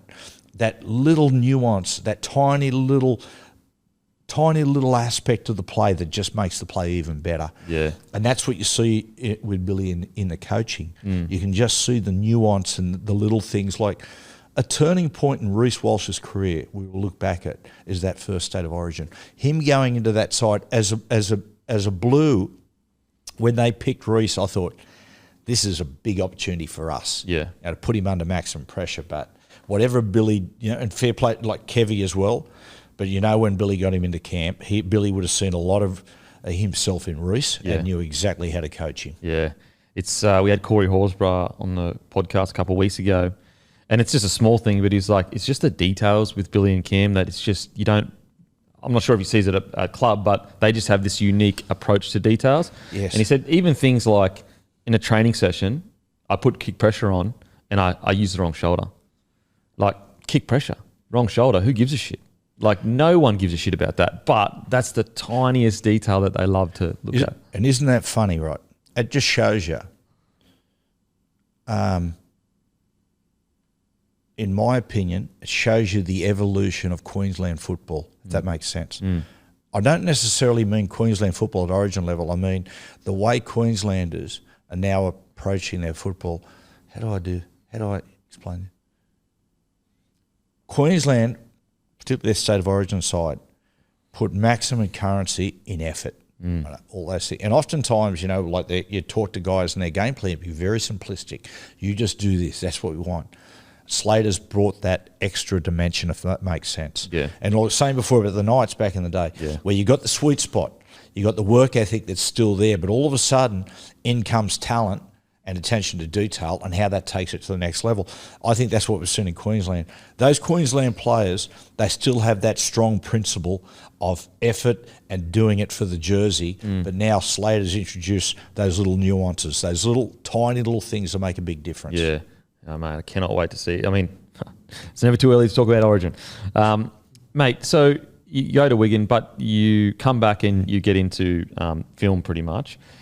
But what I love so much about your story is that in your day, doing this kind of stuff, you get hammered in the dressing room. Now, I'm assuming you created an environment where you didn't get hammered because you were the class clown, quotation kind of stuff. Did you always have that creativity in you, or did it something that came after rugby league? Where did it all start for you? I think I always had the creativity. I was absolutely, as I said before, I was terrible at school, hopeless. And even now, there's certain aspects. You know, if you say something, I get muddled very easily with numbers and mathematical equations, all that sort of stuff. Science, terrible. I remember when I wasn't going to go to year 11 and 12. I went into the workforce, did an hour's labouring, quit, and then I go to year 11 and 12. And they went, righto, what are your electives? And I said, I don't know, give them to me. They went chemistry. I went, what does that involve? They went, Bunsen burners and stuff. I said, yeah, put me down for chemistry. So I did my first chemistry exam. I get 3%, right? So I go, okay. So I go back to the year master and I say, Mr. Turpy, is it Mr. Turpy? I said to him, I don't really like chemistry. I'm not really cut out for it. I'll do biology. So step down. So I do the biology exam. I get 7%. So then I go back and I say, look, Mr. Turpy, I don't think I'm really cut out for biology. Tell you what I'll do, 3-unit science. Okay, next step down. I got 12%. I end up settling in a general science and getting 25%, and I'd made it. But the one thing that I was very good at was English and creative writing. That's what I was good at. So I always had that. Yeah, so I've always been able to write. Yeah. So were you always... did you post-career get into reading a lot of books, or was it during your career you enjoyed reading books? I think the back end of my career. Back end, like through my career, I would, but it was mainly, like a lot of young guys, it would be biographies, particularly sporting biographies. Yeah. As I retired, I started reading a lot more history and things like that, yeah. And so obviously, how did your first role on the Footy Show come out? Was it as a analyst or was it as Red Reagan? They started getting me to do, Reg Reagan. I was doing off the bat. Where did that character come from? Rightio. So Reg, as like I tell people all the time, the old man, Dad, when Reg was in his imperial years, Gaz would go, I don't find Reg Reagan funny. I'd say, Dad, because you are Reg Reagan. But it was a culmination of Dad and all his mates and, and how their behaviour. I mean, 1970s and 80s Australia, and then I went on a Mad Monday at Newcastle as Reg Reagan, and the boys loved it. And then we did a short film for the Newcastle Film Festival, short film festival, of which I played a guy called Reg Reagan, who was like an alcoholic and just smoked like he was a chain smoker and stuff like that. Can you still watch that short film? I'm sure we'll be able to dig it up. It was called The Search for the Holy Grail. Was it serious or comedy? A mixture? It was a dramedy. But yeah, a lot of the boys, the Knights boys, would do it. They asked us to do it. Yeah, They said, would you? I said, yeah. So, and then they had me doing Trent the Flight Stewart. And Glennie Pallister, who ran the Footy show then, goes, have you got any other characters? I said, yeah, I've got this like alcoholic, chain-smoking, like buffoon called Reagan. And he goes, oh yeah, okay, let's give that a go. And it just went from there. No way. And so when I finished playing, I signed on at Channel 9 for award, mate. It was I don't know, less than $100,000, righto. And when you're going from playing rugby league, particularly the Super League years, I got to go and tell my wife, oh mate, I've signed on Footy show. Oh great, what are they paying you? Yeah. About 90 grand. Yeah. She was like, fucking what? I have to go buy Sayos. Anyway, I said to Trish, just trust me. Yeah. Just trust me on this. And so, went in. So did that. I just ended up going, my life's been very fucking strange and complicated. So what happened, I'm doing the Footy show, and I'm doing it for 90 grand, which 90 grand's decent money. But as I said before, when you get there and you've got two small kids and you come off that, you sort of your wife's going, Jesus, you may be better off going back into the workforce. But so I'm doing that. But halfway through the year, 2Day FM, Wendy Harmer, and I knew Wendy a little bit, and Wendy said, Matty, would you come on and start doing a few guest appearances on our breakfast show, the 2Day FM breakfast show, her and Greg Fleet. I'm like, yeah, good as gold. So anyway, the first time I went to get in, I just moved to the Northern Beaches, miscalculated traffic and missed the shift altogether. Yeah. Then the second time, I actually completely forgot about it. And she was like, I'm giving you one more chance, right? I said, okay, Wendy. She said, this Monday at this time. I said, Wendy, it's all good. I said, the only problem is this, is that I'm doing the City to Surf on the Sunday and I'm going to absolutely smash myself after the City to Surf. So she was like, no problem, I'll pick you up. Do the City to Surf. Massively dehydrated. Just start climbing into the source. Got home at 3:30. Right. Wendy's picking me up at 4:30. Right. So, mate, literally, they're slapping my face to get me up. I get up in my pajamas. I'm so smashed. I can't even. I just don't worry about it. Just give me a jumper. So I've got my pajama pants on. I've got a jumper and slippers, and I'm walking through Bondi to go to the 2Day FM studios with Wendy. She's going, "You're a disgrace, Matthew. You're a disgrace." So they get me on air, and I honestly can barely remember being on air, but I must have been good because they offered me a full-time deal, of which I went to Channel 9 and said, this is what I've been offered. Yeah. And they said, no. And I said, well, listen, you're paying me. Yeah. Anyway, they end up upping the offer and sort of things went from there. Yeah, okay. Channel 9. And so the Reagan character, again, I'm sure at the time you wouldn't have known the impact it would have on rugby league, but when did you start to kind of go, this character that was just for banter, a bit of fun with the boys, is turning into one of the most beloved characters in rugby league? Well, started probably the first off-season. I'd get on there and I'd do things. And I think part of the appeal of Reg was that everyone knows a Reg, whether it's their dad, their uncle, their older brother, their cousin, everybody knows a Reg. And so when he went out on the streets, people had flocked to him. They'd sort of find him endearing. Yeah. Particularly the old ditties, which was always really strange. But I reckon the first time that I thought to myself, wow, this is really starting to get some serious legs on it, was that that off-season, I'm sitting watching the cricket, the one-day cricket, and they cut to a section in the stand, and there were about 50 to 100 Red Reagans. No way. And I just went, fucking hell, am I getting any cut for those shirts? So that was the point that I was starting to, I thought to myself, mate, there's something in this character, yeah. And so at what point did you become a sideline commentator and started doing a bit of analysis as well? The following year, Steve Crawley said to me, he said, Matty, look, here's the thing. Reg is great, but it's going to be short term, righto. It's going to be whether it be 2 years, 3 years, or you might get lucky after that. Eventually, that'll run its course, righto. What you have to do, of course, you know football inside out. What we need to do is tap that. And he said that will give you the ideal. Yeah. You'll have the light and shade. You'll get there and you can have your fun and you'll laugh, and then all of a sudden you'll shift on a Friday night football and you can do that. And so that was a great lesson from Steve, and Steve's at Fox now. It's just it is a great lesson, that ability to have that bit of light and shade. Yeah, it's funny because that's kind of what I've done with what I have always aspired to with Bloke is like. The longevity is in the analysis, in my opinion. Like, that will always grow and that will always be wanted to be listened to. Now, certain people that are really talented, obviously like yourself, can stand the test of time with comedy. But a lot of people comedy is not timeless in most scenarios.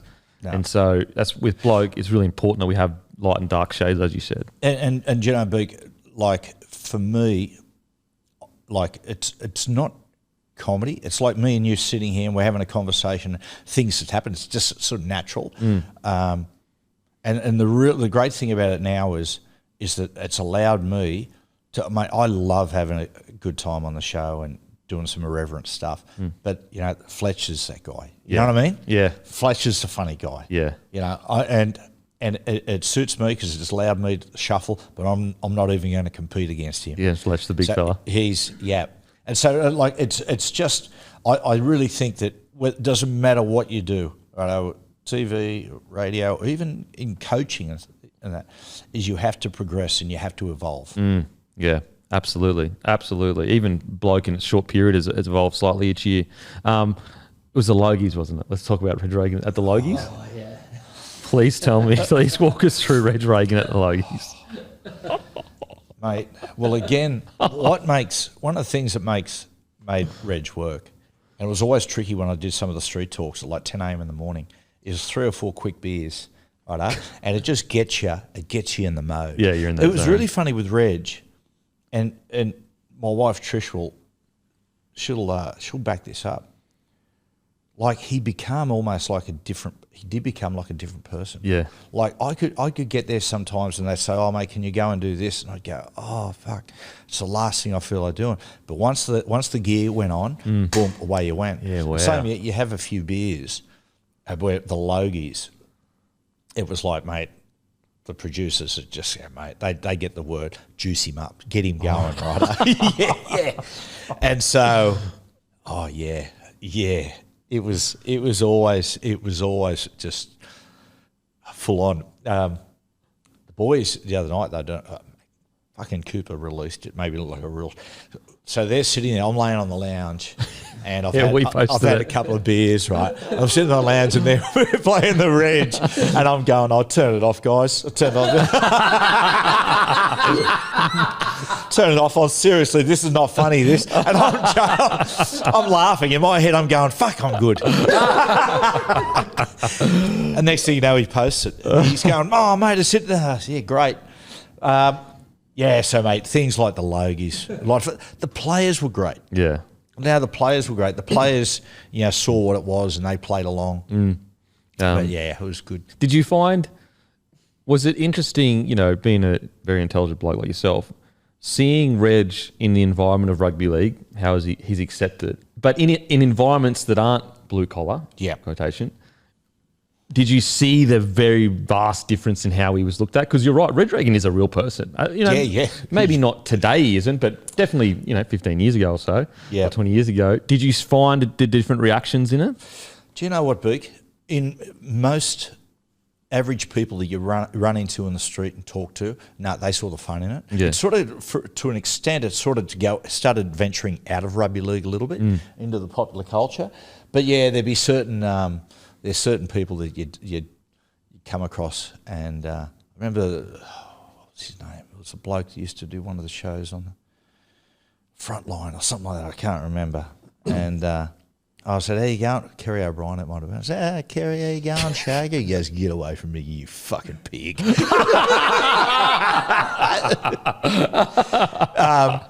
But no, people are pretty good. I'll tell you that Reg was pretty good at bending to an audience. You know what I mean? Sometimes getting up there and sort of trying to act high and mighty, you know. And, just like the uncle that like all of a sudden turns like he's better than everyone else. Exactly. And you're like, mate, I saw you passed out last week with your pants around your ankles. That's exactly right. Did you ever? So, what's your favourite memory of Reg? I reckon.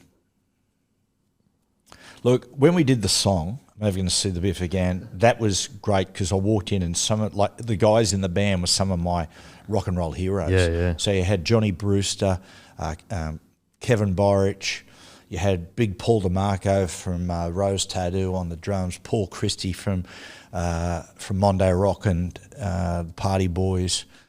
So I'm walking there and with those guys, that was a lot of fun. And it used to be funny waking up because, you know, back in the day, it's still going on Rage, but there's so many different music mediums. But back in the day, the ABC Rage. So good. Oh, mate, midnight right through was like, you know, you get up hungover and you just go, yep, here we go. And I'd get up for Rage. And I remember watching Reg Reagan and the Knucklemen. I'm never going to see the Biff again. Go from number 41, number 33, number 22, number 12, number 11. I was about to hit the top 10. Then he just dropped out. But, yeah, that was good. And the other one was the Soccer World Cup. Yeah. So, Beak, we were at the Soccer World Cup. We flew into Frankfurt. Frankfurt, again, I bring up my dear mate Brian Carney. I think he spent a year there as an exchange student in Germany. He was out in the countryside in Frankfurt. He says it's absolutely beautiful out there. Yeah. But the city in itself is pretty grim. Yeah, okay. Pretty industrialised. And so I'm in Germany and I'm going, oh, fuck, anyway. The Socceroos, they're playing, in the football, they're playing Japan in Kaiserslautern. And Kaiserslautern was an American Army base.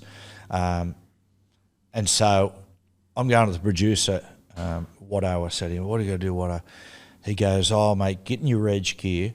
The Socceroo Express is going to come past and pick us up. Must have been, I reckon, 7 o'clock in the morning.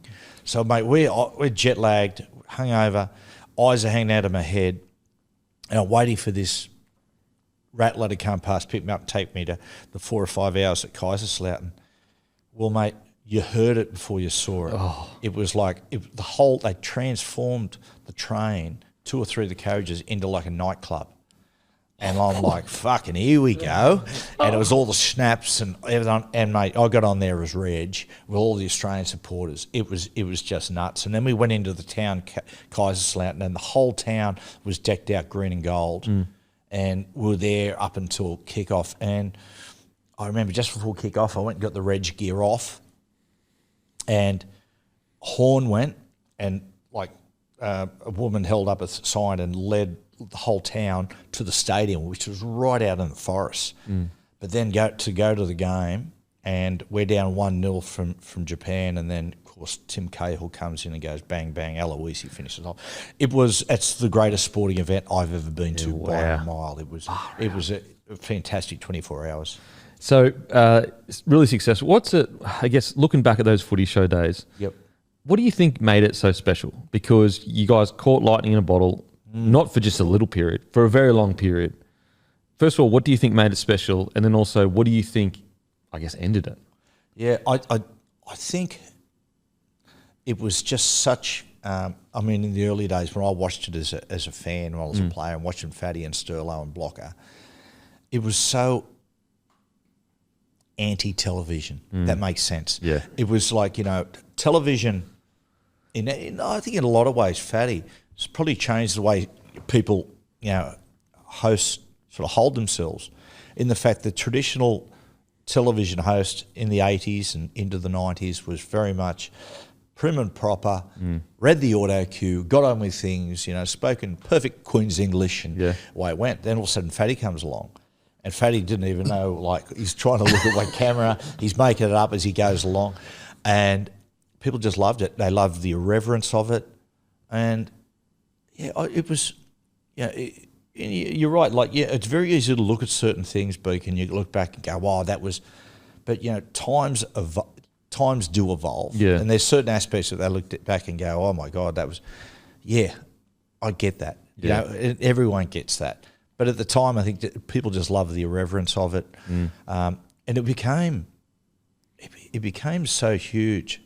I mean, this is like before I joined, is that it got to the point at one point, I think the Footy Show was rating more than the football even. Yeah. It got so big because it was attracting non-rugby league people. Yeah. People that just wanted to sit there and basically have another version of Hey, it's Saturday, if that makes sense. Yeah, the football became... It might sound cliche or whatever, but I really feel like it was the people show. Because you had hosts that were knockabout blokes. Yep. That you knew that if you had a schooner with them, they'd just be like your mate, obviously much funnier and more charismatic. But I think that was the magic outside looking in. Yeah. And we were speaking about it on the podcast the other day, and just how special Fatty and Sterlo were. You have to ask yourself, who in this generation could do what they did? Yeah. I just don't know anyone that has the charisma and skill set that Fatty and Sterlo had. Like, do you know what, Beak? It's a really good point in the fact that full-time professionalism can take a layer of the imagination and character of someone. Yeah. Actually, at the moment, I've got to say there's some really great characters in the game. I think the characters have really come back in the last 2-3 years. Yeah. Munster, Brandon Smith, those Penrith boys. Yeah. Look, there are guys, but they'll never do it in that style. Yeah. It'll be their own style of doing it. And I think there's a number of guys that'll be every bit as successful, but it's just different. Really different. I learned a lot off Fatty in the fact that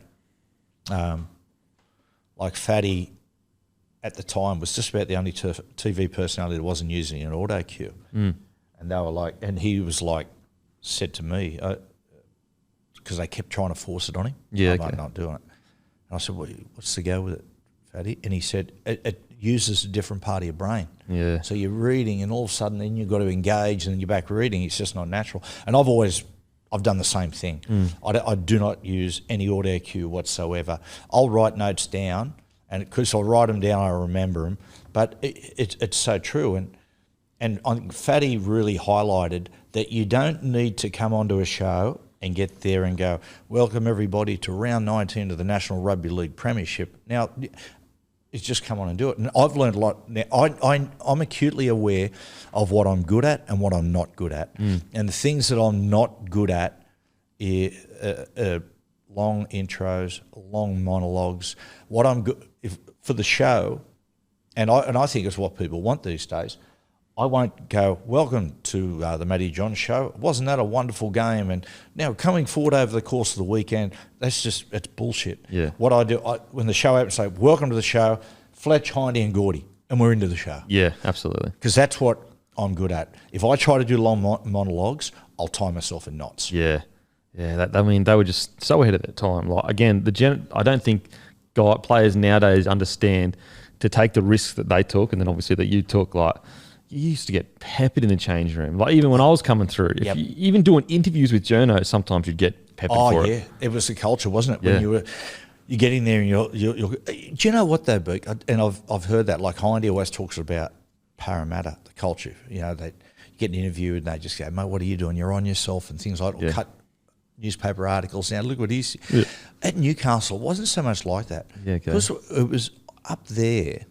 Like, we all embraced the media. Like, you didn't have to like everyone, but we just knew what it was. And a little bit like Malcolm really, grand final week, boys, you can try to hide from it or you can immerse yourself in it and just enjoy it. And different journos say to me, they'll just say, mate, it was so weird when we went to Newcastle for the first time. And he said, we stood there and they were like, what do we do? And they went, what do you mean? Oh, when is it okay to see the players? They said, the door's open, just go in. Yeah. So we go in and do the team song. And sometimes there were journos in there while we're still doing the team song. And then we'd all sit down and have a beer. And the journos would get a beer and sit and chat as well. And it was just far more open. Yeah. And so I think that aspect of it, Beak, allowed a lot of us, or a number of us then to move into the media because we understood it. Yeah, because at the Brisbane, and maybe because I was a junior player, like not part of the senior, but it was very like Beck, I remember closed you doors. blokes. I remember, when I was doing sideline commentary, part of my job was to hang around after full time, and I'd have to go in there and conduct some interviews for the Sunday Footy show. And oh man, I'd say some of the clubs were really hard work. Brisbane was hard work. Tony Durkin, mate, Durko was the bloke who protected the players. He protected what Wayne wanted, and he was on that door. And I'd say, Durko, mate, come on, can I do this, mate? Can I get out of here? Hold on a second, I'll be with you in a minute. Durko, 20 minutes later, Durko. And, sometimes I think it'd be Wayne saying, I don't want him to do press. So Durko would hold me out there the whole time, say, all right, go in, walk in, there'd be no one there. And I'd say, fuck me, Durko. And he'd go, I don't know where they went to. I understand that. There were clubs that were easy to deal with, and there were others that were much trickier. Yeah. I think these days it's just, you've got to fully embrace it. Unless, if you don't, you're just going to get left behind. But there are so many masters to a club these days, sponsors, and that's the thing about it. Like, it is, if you're a major sponsor and you're tipping in $3 million to the club, but the club have decided we're not going to do pre-game interviews, and so you're not getting a sponsor, that they start to get pressure from the sponsor, not just the broadcaster. So 9, I think it's 2009. Yep. You reportedly turned down a huge contract in favour of starting up a production company. Yep. Alongside John Singleton. Yep. What precipitated that? Because from the outside looking in, Yep. it looks like, mate, the world's your oyster. Do what everything's going great. Stick with it. What made that? Because it's a risky choice, huge risk choice. Yep. And what I really enjoy about this period of your life as a fan of your career is that it shows that it wasn't a one-trick pony. It wasn't just Red Reagan that got you in the dance and then everyone loved you. You had to go away, fail, for lack of a better term, and come back. What was this period like for you? It was a difficult time, amongst all the things why I left 9, but I had a decision where they said, mate, we want you to come back, and I just felt that it was time to move on and evolve. I just saw my role. I couldn't see myself going back to my normal role on the Footy show of just being that. I think I just knew people were tired of me in that essence. So I just wanted to do something. Went to 7. Yes, myself and Singer, and that didn't work out. Right, that failed. But I took a lot out of it. I took a lot of probably my principles of life out of it, because at the Footy show I was sitting in a group. And I walked into a show that was already established. Yeah. My name wasn't on the show. When I went to 7, I remember thinking, right, what am I going to call the show? What am I going to call the show? I don't want to put too much pressure on myself. What are we going to call it? No. Anyway, David Leckie, the late David Leckie, who loved Leckie, he was so good to me, great character. He goes, mate, we've started building your set at Redfern there. I went, okay, yeah, sweet. He said, come and have a look. I walked in, and massive lights, and the backdrop is the Matty Johns show. And I went, oh, fuck. You know what I mean? Yeah. 7:30, prime time, it's the Matty Johns show. At that point, I'm not exactly sure what the show's going to be. Yeah, wow. And so as the show's starting to get closer, I'm working my ass off getting things done left, right and centre, but I'm still so wet behind the ears.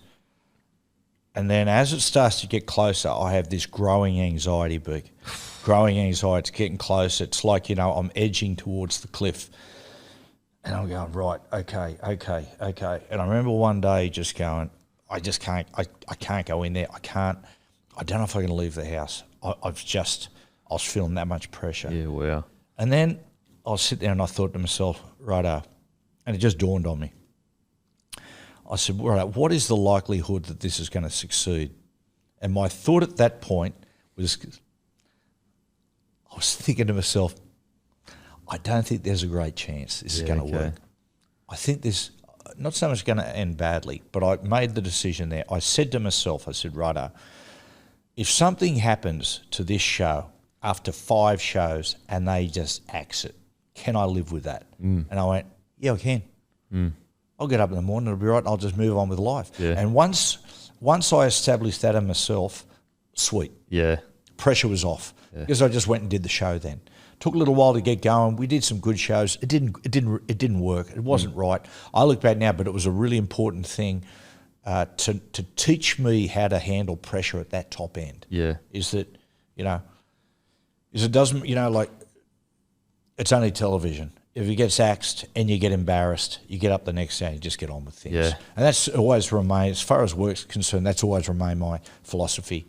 But it was good. I learned, certainly from that show, the things that worked and things that didn't. And a lot of the stuff I took away from that book, I still apply to the show today, the Thursday and the Sunday show, in the fact that when I did that Channel 7 show, when you looked at that show on a rundown, it was 75% trying to be funny.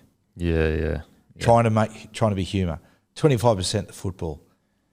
And it just gets out of whack. So now, when I sit down with the producers and we do the rundown for a Thursday and the Sunday, I always say to the boys, it's got to be 75% serious, or not serious, 75% the football.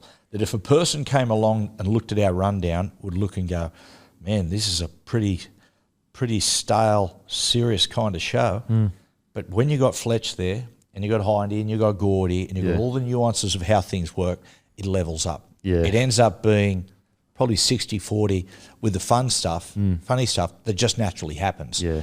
If on that rundown, and I've made the mistake a few times where I've just been absent in my way of thinking, I'll look down and looking back in hindsight and I go, look at that fucking rundown. 65% of it was humour, and of course ends up being 90-10 the wrong way. Yeah. So it's funny you say that because I talk to the boys often about. Sometimes you see other people, and this is just me. I see other people, doing mainstream stuff or like outside of rugby league, and they're being funny or outrageous, and you can kind of get wooed or romanticised by that. But I always say to the boys, trust me, the river we want to flow on is rugby league, because that's the strongest river out of any river in the country, pretty much. Yes. And it's the longest lasting river, aside from anomalies. And with the game going boom, boom, boom, going from strength to strength, it's a pretty strong current. Oh, mate, absolutely. And I always go, I say this to Matty all the time. He can attest to this. I say, tell me a show that you watch from 20 years ago that is just like mainstream, whatever. Like, you don't. Yeah. But you watch the Footy show still, or Matty Johns show still. Yep. You watch NRL 360. All these shows, they last forever, usually, as long as they stick to rugby league. Because the storyline changes all the time. Yeah. Every single week, what you haven't got, you don't have writers sitting there going, man, what are we going to do? They've done another series. What are we going to do to this character? The characters are the players. Yeah. And the game just keeps producing things. But you're right, Beak. And that's the thing about it. And one of the things we tried to do with the show is that the humour that does get injected, that we do with the Fletch and Hindy stuff, they go off in their own entity. But a lot of the stuff that we sort of bring in for a bit of a laugh, we try to make where we can football related. Yeah. So all of a sudden, player plays the ball the wrong way. Well, that took us back, and we go back and look at things retrospectively, and that's where you generally get a laugh. Yeah. But you're talking about the game. Rugby league, yeah. And I think, absolutely. Sometimes as players as well, I think that you can disconnect a bit from the fan base and you don't actually realise how much it means to them and how much they love it, because you're in the cauldron kind of thing.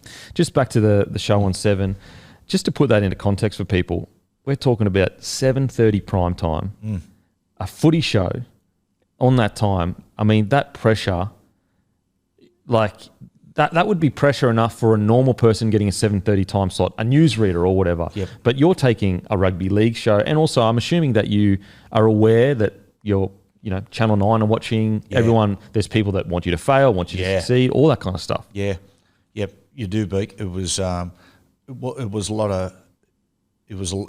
of pressure sitting there, but once I got my head around it, I was okay. I reckon, Beak, it took me I started doing the Footy show 2003. Right, so different stuff with media and that. One of the things I've worked out, right, that I reckon the sweet spot is, when people are saying, how do you put it go? Or what sort of mindset do you have? I said, here's the mindset. If you care too much, and that doesn't come out right. I'm trying to find. We'll put it this way. I'll say it the reverse way. Care enough to prepare your ass off. Yeah. Then after that, don't care. Yeah. So it's like, leading into the show, I'll over prepare, make sure everything's down tight, everything is right.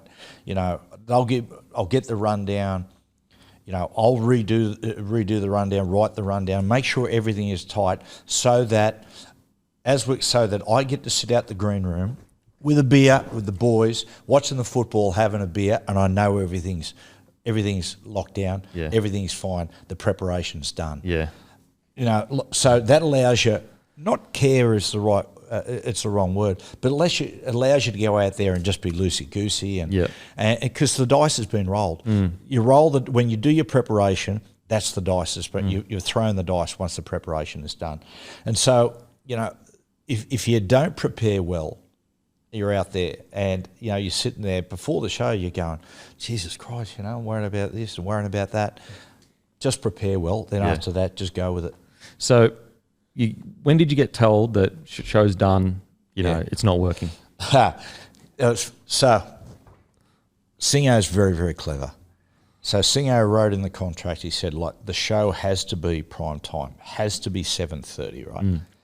So David Leckie was one of the world's great characters, TV guy, but he's always used to be like this at Channel 9. Kerry Packer would scream at Leckie would scream at Gary Burns, Gary Burns would scream at Glenn Pallister, and Pallister would scream at us, right? And so it was that learned behaviour. So Leckie, he was a sweetheart, but he learnt off Packer, because Packer, he was Packer's whipping boy.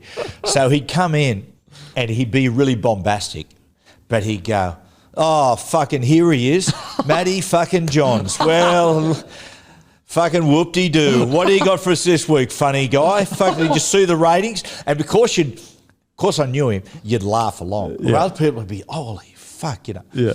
So Leckie rang me up. He goes, it wasn't good, It wasn't good. I said, okay. He goes, so what we're going to do this, right? We're going to put it on 9:30. I said, you're breaching your contract. He goes, I don't care. I'll do what I want. He said, you're doing the show at 9:30. I said, I'm not doing the show at 9:30. Yeah. He said, you're doing it. And I said, I'm not doing the show. Okay, leave it with me. Comes back. I've made another decision. It's on at 10:30. I said, there is absolutely no fucking way I'm doing the show. He said, you're doing it. He said, righto, I'll put it at 9:30. Do it? I said, no, I'm not doing it. Oh, he tried to negotiate, get you back again. Yeah. So I said, do you realise, he goes, well, if you're not going to do it, right, if you're not going to do the show when I want, I'll axe the show. I said, that's fine. But you've got to pay me out. He goes, I know, but it's not my money. I said, so they did that thing, that beautiful thing that very occasionally you get in your TV career, in the fact it's called warehousing, where they basically put you in the corner in the warehouse and they still pay you, but you don't have to do anything. Oh, wow. Okay, so is this where you started to go, okay, radio could be an avenue because you'd been put on the shelf a little bit? Or Yep. Because I'm assuming your confidence maybe took a hit. I don't know, maybe. I reckon, you know what, Beak, not so much, because I knew what my errors were. Okay. I assessed myself and I looked back and you grappled with it kind of thing. Yeah, I'd done it. I'd had a look and said, righto, if the show was going to happen again, if I was going to roll into that second year to do the show, I know the show was going to work because I was going to do A, B, and C. So once you're aware of that and you do a proper, honest analysis and you come to a conclusion you're happy with, it doesn't affect your confidence. Yeah. But the Triple M, that was just, mate, honestly, the grill team. Exploded. We had such a great time, mate. It was unbelievable. Yeah. It was so much fun. And, it was, they used to get amazed. I did 8 years there with Brecky Radio, and they were amazed in there that we all just really liked each other and got on. Because myself and MG coming out of professional sport, and Big Gussie playing sport, you are acutely aware that for the team to work, you have to suppress certain needs. Certain things, or certain wants and needs, you suppress for the betterment of the team. That's how the radio show worked. Yeah. And it was just, mate, it was just insane fun. It's such a interesting, certain things you need to suppress. Like even when Morning Glory, there's certain times where inside I'm like, I want to say this opinion I have about this player, but you just got to go, it's not good for the show. You'll ruin the flow. We're on a different topic now. Yep, the old stepping on the taglines. When you go, my wife does this on the podcast. It drives me insane. So I'll go, and then I walked and I went into the garage and I saw, it was the rooster, wasn't it? It was the rooster. Yes, it was. It was the rooster. Yes, it was. I got a funny story for you, right? I love this one. When me and Brian were together driving in Bosnia, I told this one again to him, and every time I say it, we just fucking laugh. So Mark Guy, MG, is one of the world's greatest story stealers. So you get there once, I remember with MG, right? And you always sometimes nearly get it right. So I remember we had this politician, I forget what it was about, but she was talking about being, the warning signs that would get out that the government didn't read. And I said, it was like the canary in the coal mine. They didn't see the canary drop off the perch in the coal mine. She said, yeah. Anyway, we went to an ad break and MG goes, canary in the coal mine. What? I said, mate, in the old days in the pits, to make sure there's no gas, they used to put canaries in cages, and when in the first sign that there was a gas leak or something, the canary fell off the perch. And he goes, right, yeah, right. So the next day we get a bloke on. This bloke goes, totally in context, he goes, yeah, man, I'm thinking about that. And MG goes, let me guess, the canary in the gold mine. And the bloke went, well, no, it's probably not in the proper context, but I know what you mean. So huge story breaks on the Channel 7 show the day of, right? I'm preparing for the show. Suddenly salary cap, Storm have been caught, salary cap. Everything changes in the show. We go, right, who are we going to get in? We'll get Ray Hadley. We'll get MG, Mark Guy, because he's got links at the Melbourne Storm because he's brother Matty. And we've got different guys, and the show is built around extended controversy corner on this. So I'm sitting next to Hadley, right? And we're in the ad break, and I go, righto, boys. Hadley goes, how's this going to work, Matthew? And I said, right, what I'll do, I'll say, we've got so-and-so, so-and-so, so-and-so, Ray Hadley. And what I'll say is I'll just go, what incredible news. Melbourne Storm have been caught, secret files, secret rooms, who would have thought? And Hadley goes, well, I'll tell you what I'm going to say. I'm going to say, well, you can believe it, because that's what cheats do. Cheats hide things from people. That's what they do. And I went, all right, righto, that's sweet, no worries. I said, righto, then I'll come to you, Russo. Welcome back to the show, everyone. Of course, the big news today with the Melbourne Storm. And we've got Mark Guy, we've got, of course, Shane Webb here, so-and-so, we've got Ray Hadley from 2GB. Welcome, guys. Well, Ray, who would have thought? Secret rooms, secret files, and who would have thought, eh? And MG goes, before you speak, Ray, could I just say something? Matty, I do believe it, because that's what cheats do. They conceal. They hide things away. That's what cheats do. And the crowd went nuts. And I looked at Hadley, and Hadley he deflated like an old football. That's the best. That's the best. But we go away. I remember the grill team, we went to New York City. Dead set, we didn't sleep for 3 days. And on day number 3, we had to do the radio show, start the radio show. And we thought, before we flew over there, we were like, this is perfect. Because doing a breakfast show when you're in New York City, we weren't on till, I think it was something like 2 o'clock till 5 in the afternoon. Oh. So we're like, fantastic. Yeah. What we'll do is, we'll get up in the morning, we'll sightsee, then we'll go and do the radio show. Every day, at 1:45, they literally almost with a stick, our producers bashing us out of bed. But the first day, we we just gone through, and we're just having a ball, but we're absolutely leathered, drunk, and we've got to go on air. And it's a breach to go on radio drunk. So we've gone on there, and we're in New York. Anyway, we do the show, and in our mind, well, we're just laughing hysterically at times for 2 or 3 minutes, saying nothing. The producer, poor old Jamie Angel, the boss down the line, goes, "Boys, this is really bad. We could cop a fine for this." We actually were nominated for a radio award. The grill team in New York City. No way. No way.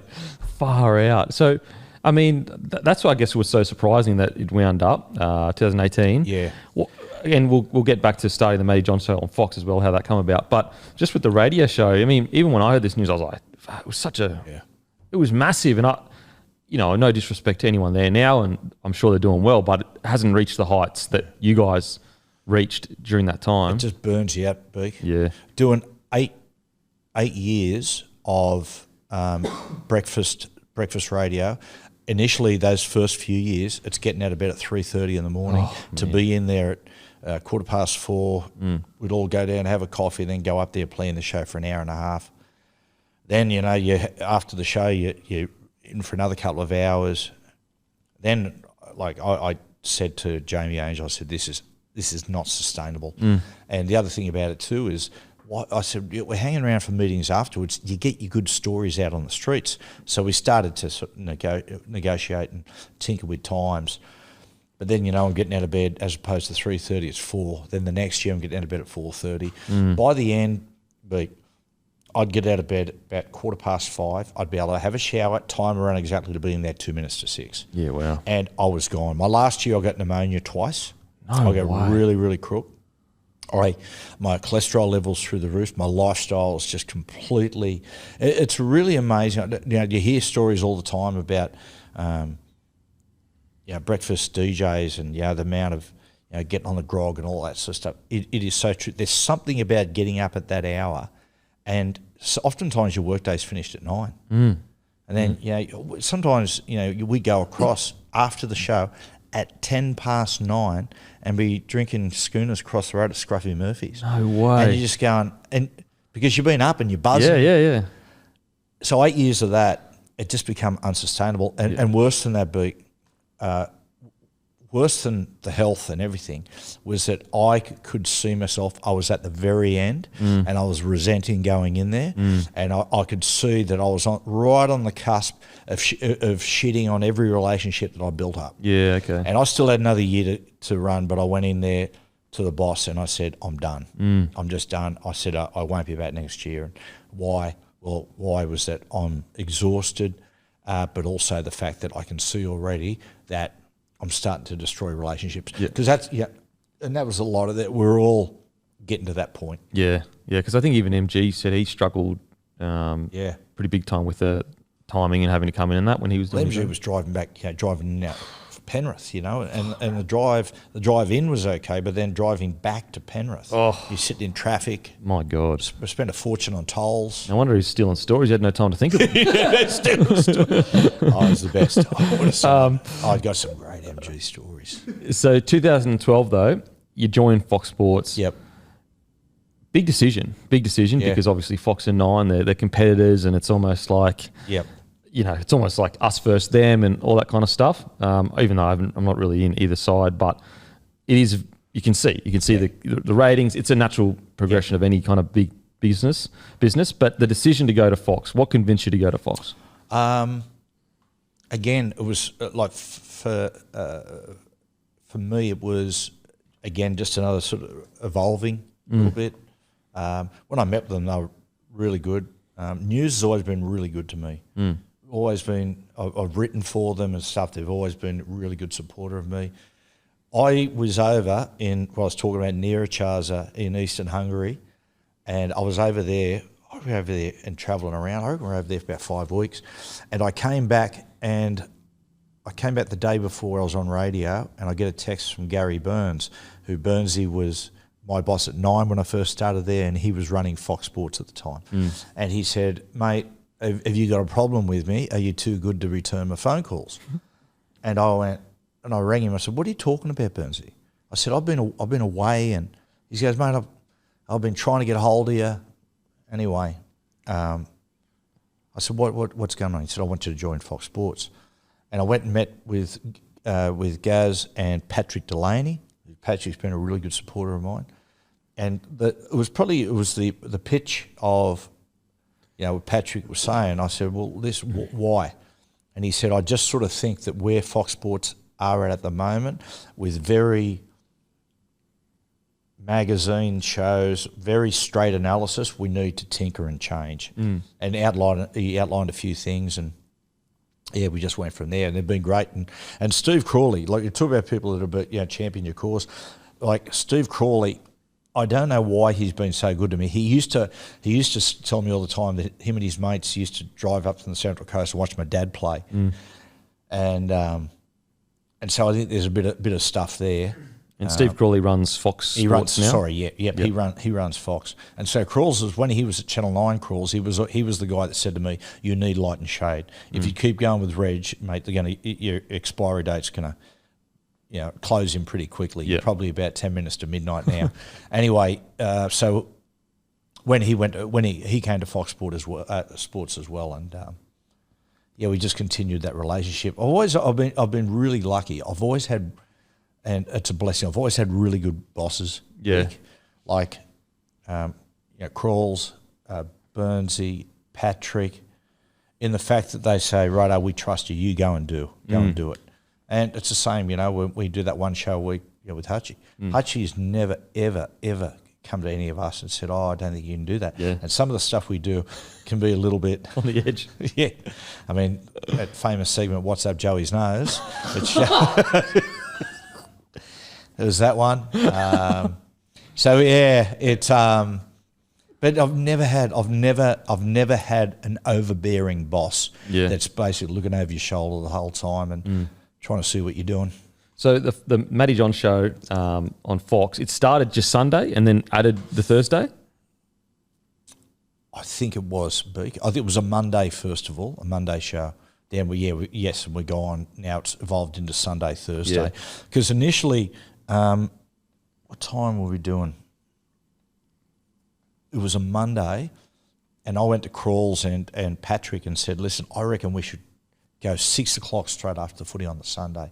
The golden rule in TV historically is don't come up against the 6 o'clock news. Yeah. That was the highest rating thing all the time.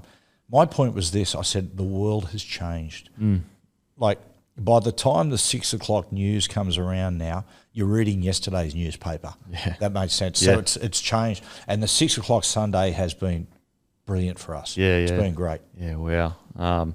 And did you, at what point with the new Matty Johns show, or the new footy show, quotations, did you go, okay, we've landed the plane? Because I'm surely there would have been some thoughts in your head, can I do this again? Will I be able to land this again? Yep, finding the right people is really difficult too, Dan. And you can get there. You can have, on paper the best show and great segments and all this sort of stuff. But if you haven't got the chemistry on the couch, it ain't going to work. Yeah. And we have been unbelievably lucky that we got Gordon, Fletch, and Hindy. Those three blokes are just the perfect people to have there. So you got Gordon, right?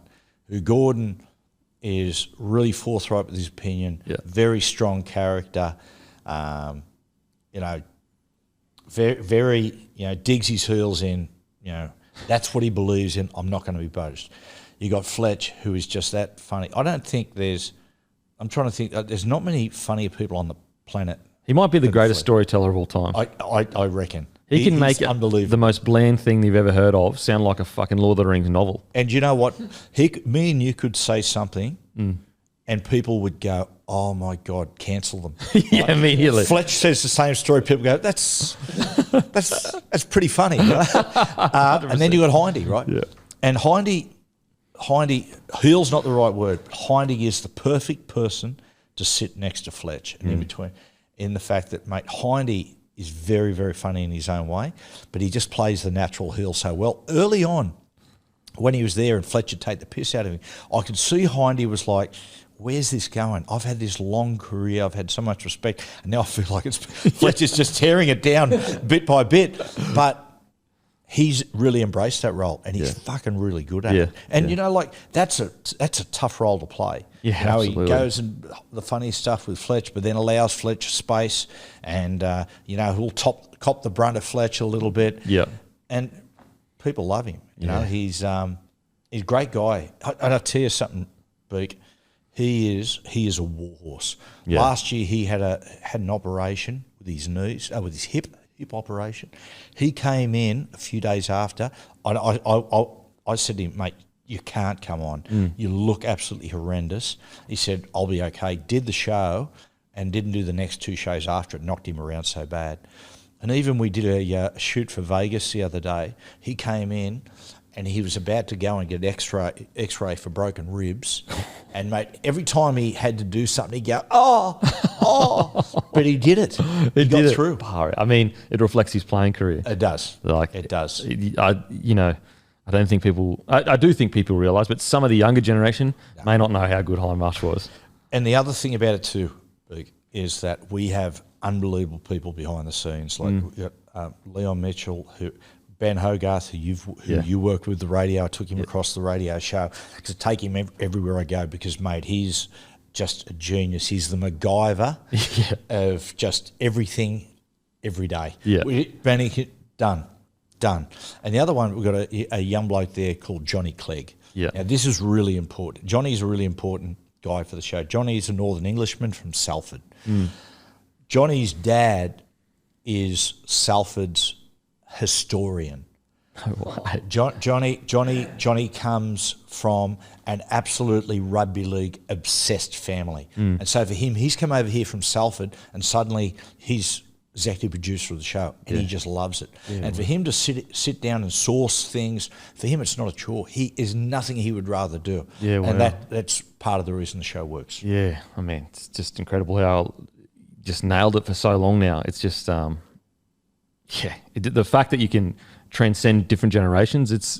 Do you ever feel the pressure of generational changes at all? No, I don't, because if it ends tomorrow, I've had a great run. Yeah, that's it.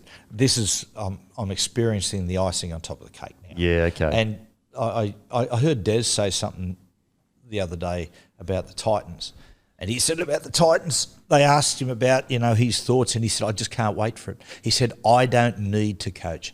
I just want to coach." Yeah, okay. So that's that makes sense. It's incredible.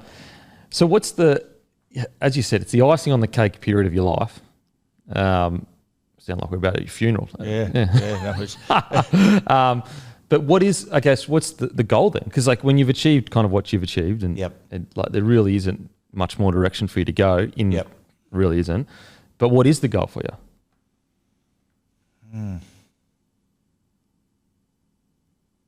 I'll have to come back to you on that one. Okay.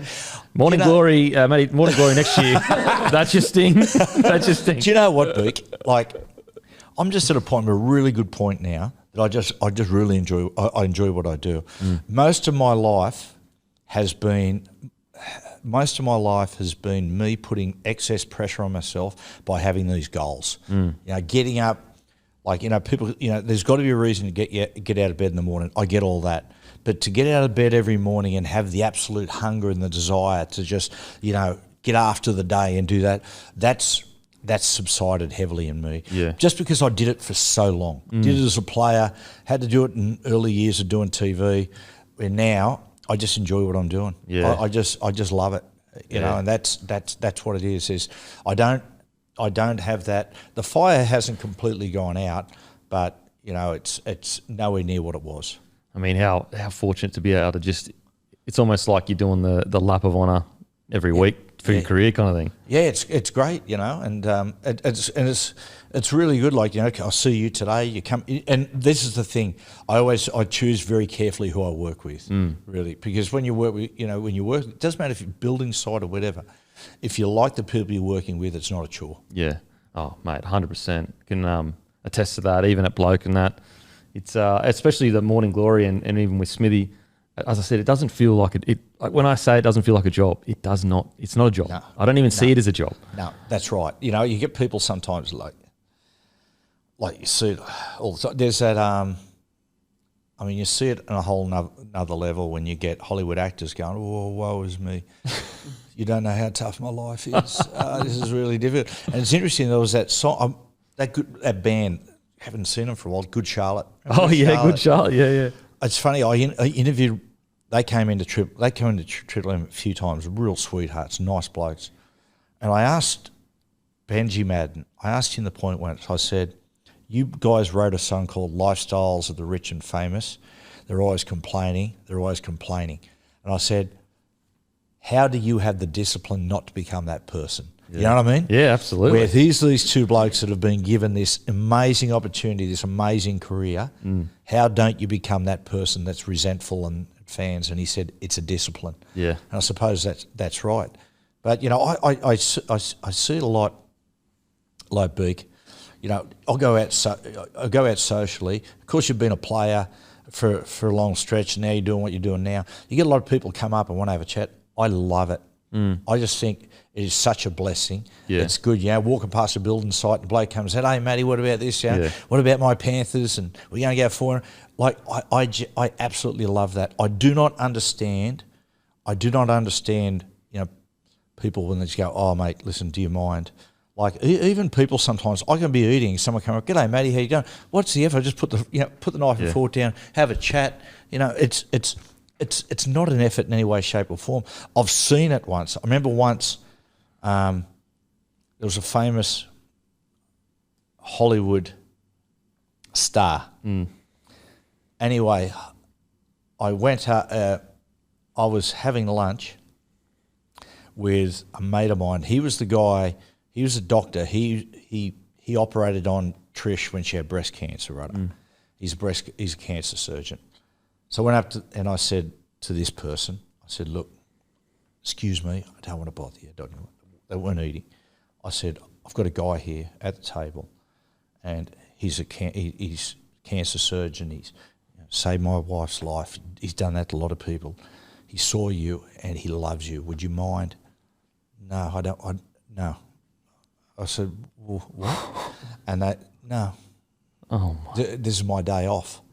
And I thought, well, you haven't been in a lot of movies lately. You must have a fucking lot of days off. So I just thought, and I was like, I had to go back him and say they wouldn't do it. So at the place we're at, there were a few people coming up going, g'day, Matty, how you going? Mate, can we get a photo? You know, my kids will love it. So I'd say, yeah, no worries. Come and walk over here. And I'd walk with the Hollywood star in the background. Yeah. That's so good. Yeah. That's so good. I always am grateful, obviously from upbringing, but also for that years I spent working in the coal terminal and above ground mine. Yeah, that's real work. Like that's actual work. Like that's work. You know, and I've spoken about this before to people, is that I have a real sense of how lucky I am because, you know, two people I'm close to. One is my father, Gary. He worked dog watching the coal mines. So, you know, you're talking midnight till 8 o'clock. And then I also played with a guy who's a really dear friend of mine, Stephen Crow. Steve Crow, who's in the 97 grand final side, came off the bench. He was only on there 2 minutes. He got into a fight with Cliffy, though, that 2 minutes. Anyway, so Crowy, he used to work, he'd be playing full-time, professional rugby league for most of his career. He was working dog watching the coal mine. So his first shift started midnight on a Sunday night, and he knocked off the next morning at 8:30 in the morning. Often he'd go home, have a quick nap, get up, and then come into training. So that he did that for in his rugby league career at the Newcastle Knights. He finished playing, I think, at the end of 1998, began in 1988. So he did that for about 6 years, I would say, of his. He did that for 6 years of his rugby league career, working dog watching a coal mine, right? And then you sort of get there sometimes and you think, you know, when the coach wants you to do an extra 400, really shouldn't whinge. Yeah, absolutely. You know? Absolutely. Far out, 12 till 8. That is, Oh, man. Yeah. And I'd see that with the old man, right? Like mum and dad, I said, well, mum and dad had me 18, 19, something like that, I've said before. But I used to see dad's mood like darken on a Sunday afternoon. And I never got it, but I get it now in the fact that, he's had the weekend, midnight, that night, he's going down the dark hole. Oh, and he's, mate. Yeah. I don't know how they bloody did it. Tough people. I don't know how they Well, that's, you go to Northern England. Back in those great, those fantastic English and Great Britain's rugby league sides, some of those players, they used to say all the time that if they needed a front rower, they just yelled in a mine shaft and want to come up. Just big, strong, tough people. And they're mentally tough too. Yep. Before we get to it, I've got 3 questions. Yep. Your favourite career moment, as in rugby league, your favourite media career moment? Look, easy one as far as the rugby league career is 97 grand final. But also, mate, playing at Wembley Stadium was something. Going over there, that experience. It was. And the other thing about football career, it's not my football career as such, but I reckon just about number one was at Mudgee this season just passed and seeing the boys play against each other, Jack and Coops. Oh, really?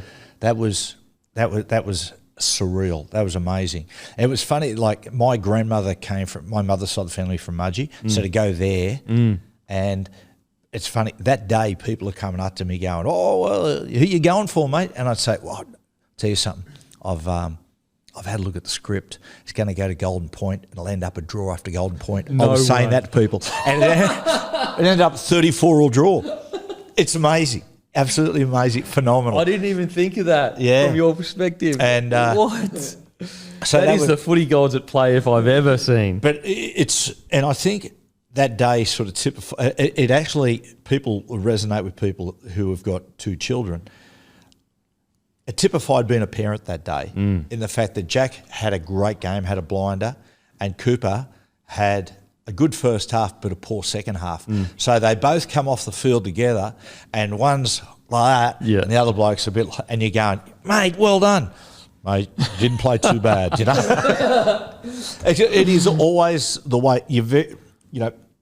as a parent, when you've got a couple of kids, you very rarely get clear air. Yeah. One's going great, the other one's struggling. Yeah. Bugger me, the next day, one of them's flying, the other bloke's struggling. It's wow. As far as TV is concerned, I'll tell you what's going to be good. In 2 weeks, we're going to Vegas. Now, so what happened when they announced that we're doing the round 0 in Vegas? We said, we've got to get involved with this. How do we do it? I said, what you do is you just will exert unconscious pressure. How are we going to do that? I said, well, what we'll do is every time Vegas gets brought up, we'll go, can't wait. We're going to see you there, folks. Make sure you get tickets. The last few shows we did, we said, well, okay, well, that's all we've got time for. Hang around for the footy. It's coming up. Hope your side goes good. And don't forget, see you in Vegas. Right? So they brought us in and they said, that crawls and said, righto. Boys. What do you want to do? So we're doing 2 shows there. Yeah. But then the league get wind and they say to Fox, well, we really need someone to go over there early as sort of early ambassadors. Do you reckon the boys would be interested? Oh, yeah, I reckon. So in 2 weeks, myself, Fletch, Hindy, Gordy, Benny Hogarth, we're off to Vegas. Oh, man. So 10 days in Vegas. Far out. I'm not room with Fletch. Oh, my God. That is going to, wow. But, Beak, it's hard to sort of say, but, the footy show years were fantastic. I love that. I really, as far as a commentator are concerned, it was a great time, 2005, to watch that young Tigers side. Yeah. Sort of watching them each week get better and better and better and go on and win the grand final that year. That was pretty special. And they played such a different style of footy. So different. Yeah. Beak, I remember going, 'cause I love Tim Sheens. I just think, he's a guy I wish I'd have been coached by. And I run into Sheensy somewhere and I said, side's starting to play good, Sheensy. He goes, Matty, I I want you to come to training and have a look at what's brewing. So about 6 weeks before the finals, I went to training and Royce Simmons and Tim are standing there watching the boys. I'm watching the boys do a skill session. And they're standing there like two proud fathers. I've never seen anything like it. Yeah, wow. I've never, it changed how I thought about the game, how to synchronise attack perfectly. It was just, their football, watching them do drills was beautiful. Yeah, wow. Yeah, you had Robbie jumping out, 1 under, 2 under, looking short out the back. Our Benji go no look past Toddy Payton. He go a no look pass to Paul Fadawera. He'd do a real quick pass. And I'm looking and I'm just going, this is unbelievable. I said, Sheensy, I tell you what, you're going to be hard to beat if you can take that onto the field. He said, you watch us, we will. Wow. That was... It changed the game forever because that's when the wrestle came in to stop their quick play the balls. 2005, fantastic season. It had been the best season for a long time. 2006, the coaches go into the meeting with the NRL and they demand more... Surrender call more on that. rights for the defensive side, and all of a sudden the game takes a step back a little bit. That's what the game at the moment, the game in the game's history, well, I've been watching the game anyway, the game has never been better than right now. Yeah. In my opinion, we've got the perfect balance. Of course there's things, that we're going to get wrong all the time. Of course there will be, but the spectacle, the standard of play is just unbelievable. I mean, that Cleary is,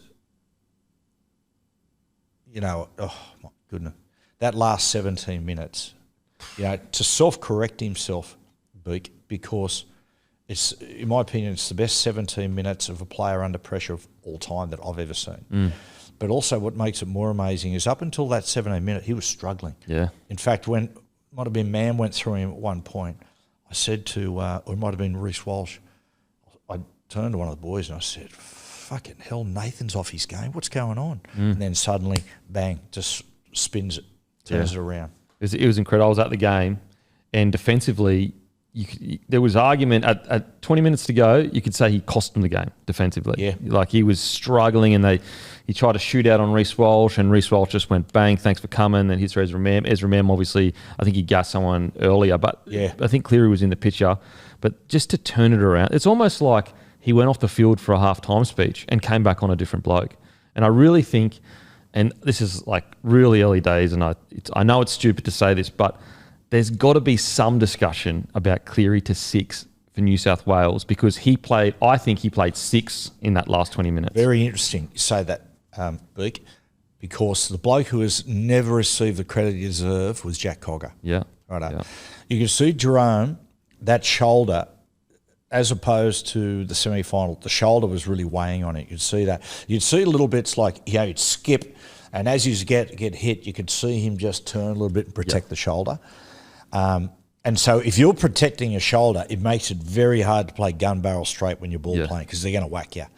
And when Jack come on, mate, he just took control and was playing, as I said, gun barrel straight and just creating space for Nathan. It's a good point. It is a good point. I wonder if you want him to be the guy that impacts games, I just wonder whether he needs a 7 to make that space for him. He can still do all the kicking. Yeah. He can still control the game to a degree. I don't know. Again, I'm not like fully sold on the idea. Just something to think about. They're an incredible side. Amazing. And here's the thing on top for Nathan Beak, is that he's playing in an age of over-analysis. Yeah. What I mean by that, there's very, very, very few secrets in the game now. Back in the old days where you get there and you unearth this new move, these days everybody recognises the shapes. Everybody recognises what Nathan's strengths are. People know where his favourite spots on the field are. The defence knows him inside out, yet he's just dominating like very few have done before. Yeah. That adds, another... That's just, it shows you the level that he's playing at. Yeah, and at 25 years old, I think now, it's just insane. And it's a really interesting year for Penrith, like success, like I've always, there's times in my life that I've gone through really difficult periods. And I remember thinking to myself once, I said, like, adversity, it's an irony. Adversity builds your strength up and the good times erode it away. And adversity is easy, in my opinion, because, it just fuels your tank and away you go. Success can be difficult. And this is what's been the amazing thing about the Panthers, is that to go back to back to back, but each one gets more difficult. And what you're seeing now is you're seeing all of a sudden the core of the group, the real inner core of the group, starting to, Jerome. Jerome, all of a sudden, they can't offer him the money he wants. And all of a sudden you've got the Tigers and other people coming in, come on, we'll throw it at you. Yeah. And he's sitting there going, and it's probably in his mind, and, it isn't right, but in his mind he's probably thinking, they're disrespecting me here. Yeah, for sure. Why does he get the big money and he gets the big money and I don't? So they're little things that are going to be a factor coming into this next season, aiming for 4 in a row. Oh, man. And they're favourites. In my opinion, they're favourites heading this year. Because, mate, all of those players, most of them have still got their best years ahead of them. The halfbacks, as you said, 25. Mate, historically, he won't move into his imperial years for another 2 years. Yeah. I mean, by the time he might be, like, if you look at the NFL, they call it the quarterbacks league now. You can't hit the quarterback. And that's why you'd see Brady play into his 40s. You'll see Mahomes do the same and several other. I think you'll start with sports science. You'll start to see that with rugby league. Yeah. And I can see a Cleary. I can see a Nathan being a bloke that can, like Smithy, being able to push toward that 40. Yeah, because they are basically becoming untouchable halves. Yeah, they do. You can't even hit them as they're passing the ball anymore. I know you know what I mean? You can't even do that. And I'm all for that. Mate, and last question I always ask the boys this. You're probably not a rap man. I know you're more of a rock and roll man. No, I am more rock, but I do like my rap. Okay. Curtis Blow, Hard Times, great song. Grandmaster Flash and the Furious Five. Okay, I like them.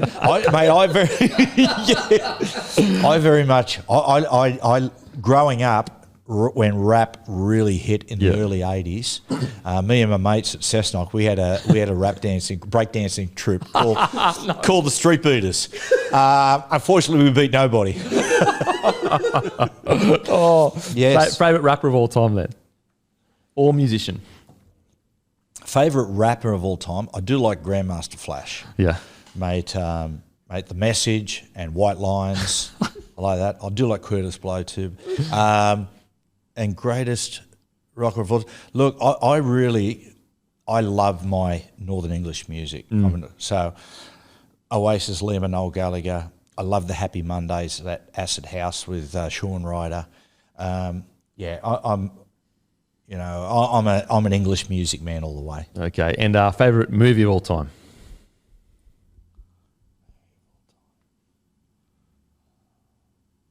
What's one I can watch? Righto. Like, this is going to sound very, very shallow, but I'll sit there and me and the boys will watch it all the time, just bang it on and just laugh. Is Step Brothers. It's so love good. Step Brothers. I just love it, mate. We sit there and I love the Stepfather, where he gets home and they crash the boat, where it goes, what was it, Worldwide? Somebody will Prestige Worldwide. Yeah, Prestige. Yeah. It's a classic. So good. Mate, thank you so much for coming on, bro. I really, really appreciate it. And well, Beak, you and Matty here, you come over home, you've been good to us, so it's the least I could do, brother. No, I can't wait. And obviously you've got your podcast, but there might be some more news coming soon in regards to podcasts. There could be, Beak. There could be. Working on another one. Yeah. I'll keep you posted. Can't give too much away. You know how you like to steal things. That's fine. But what I say, intelligence borrows, genius steals. Thanks, mate. It's on you, boys. Thank you.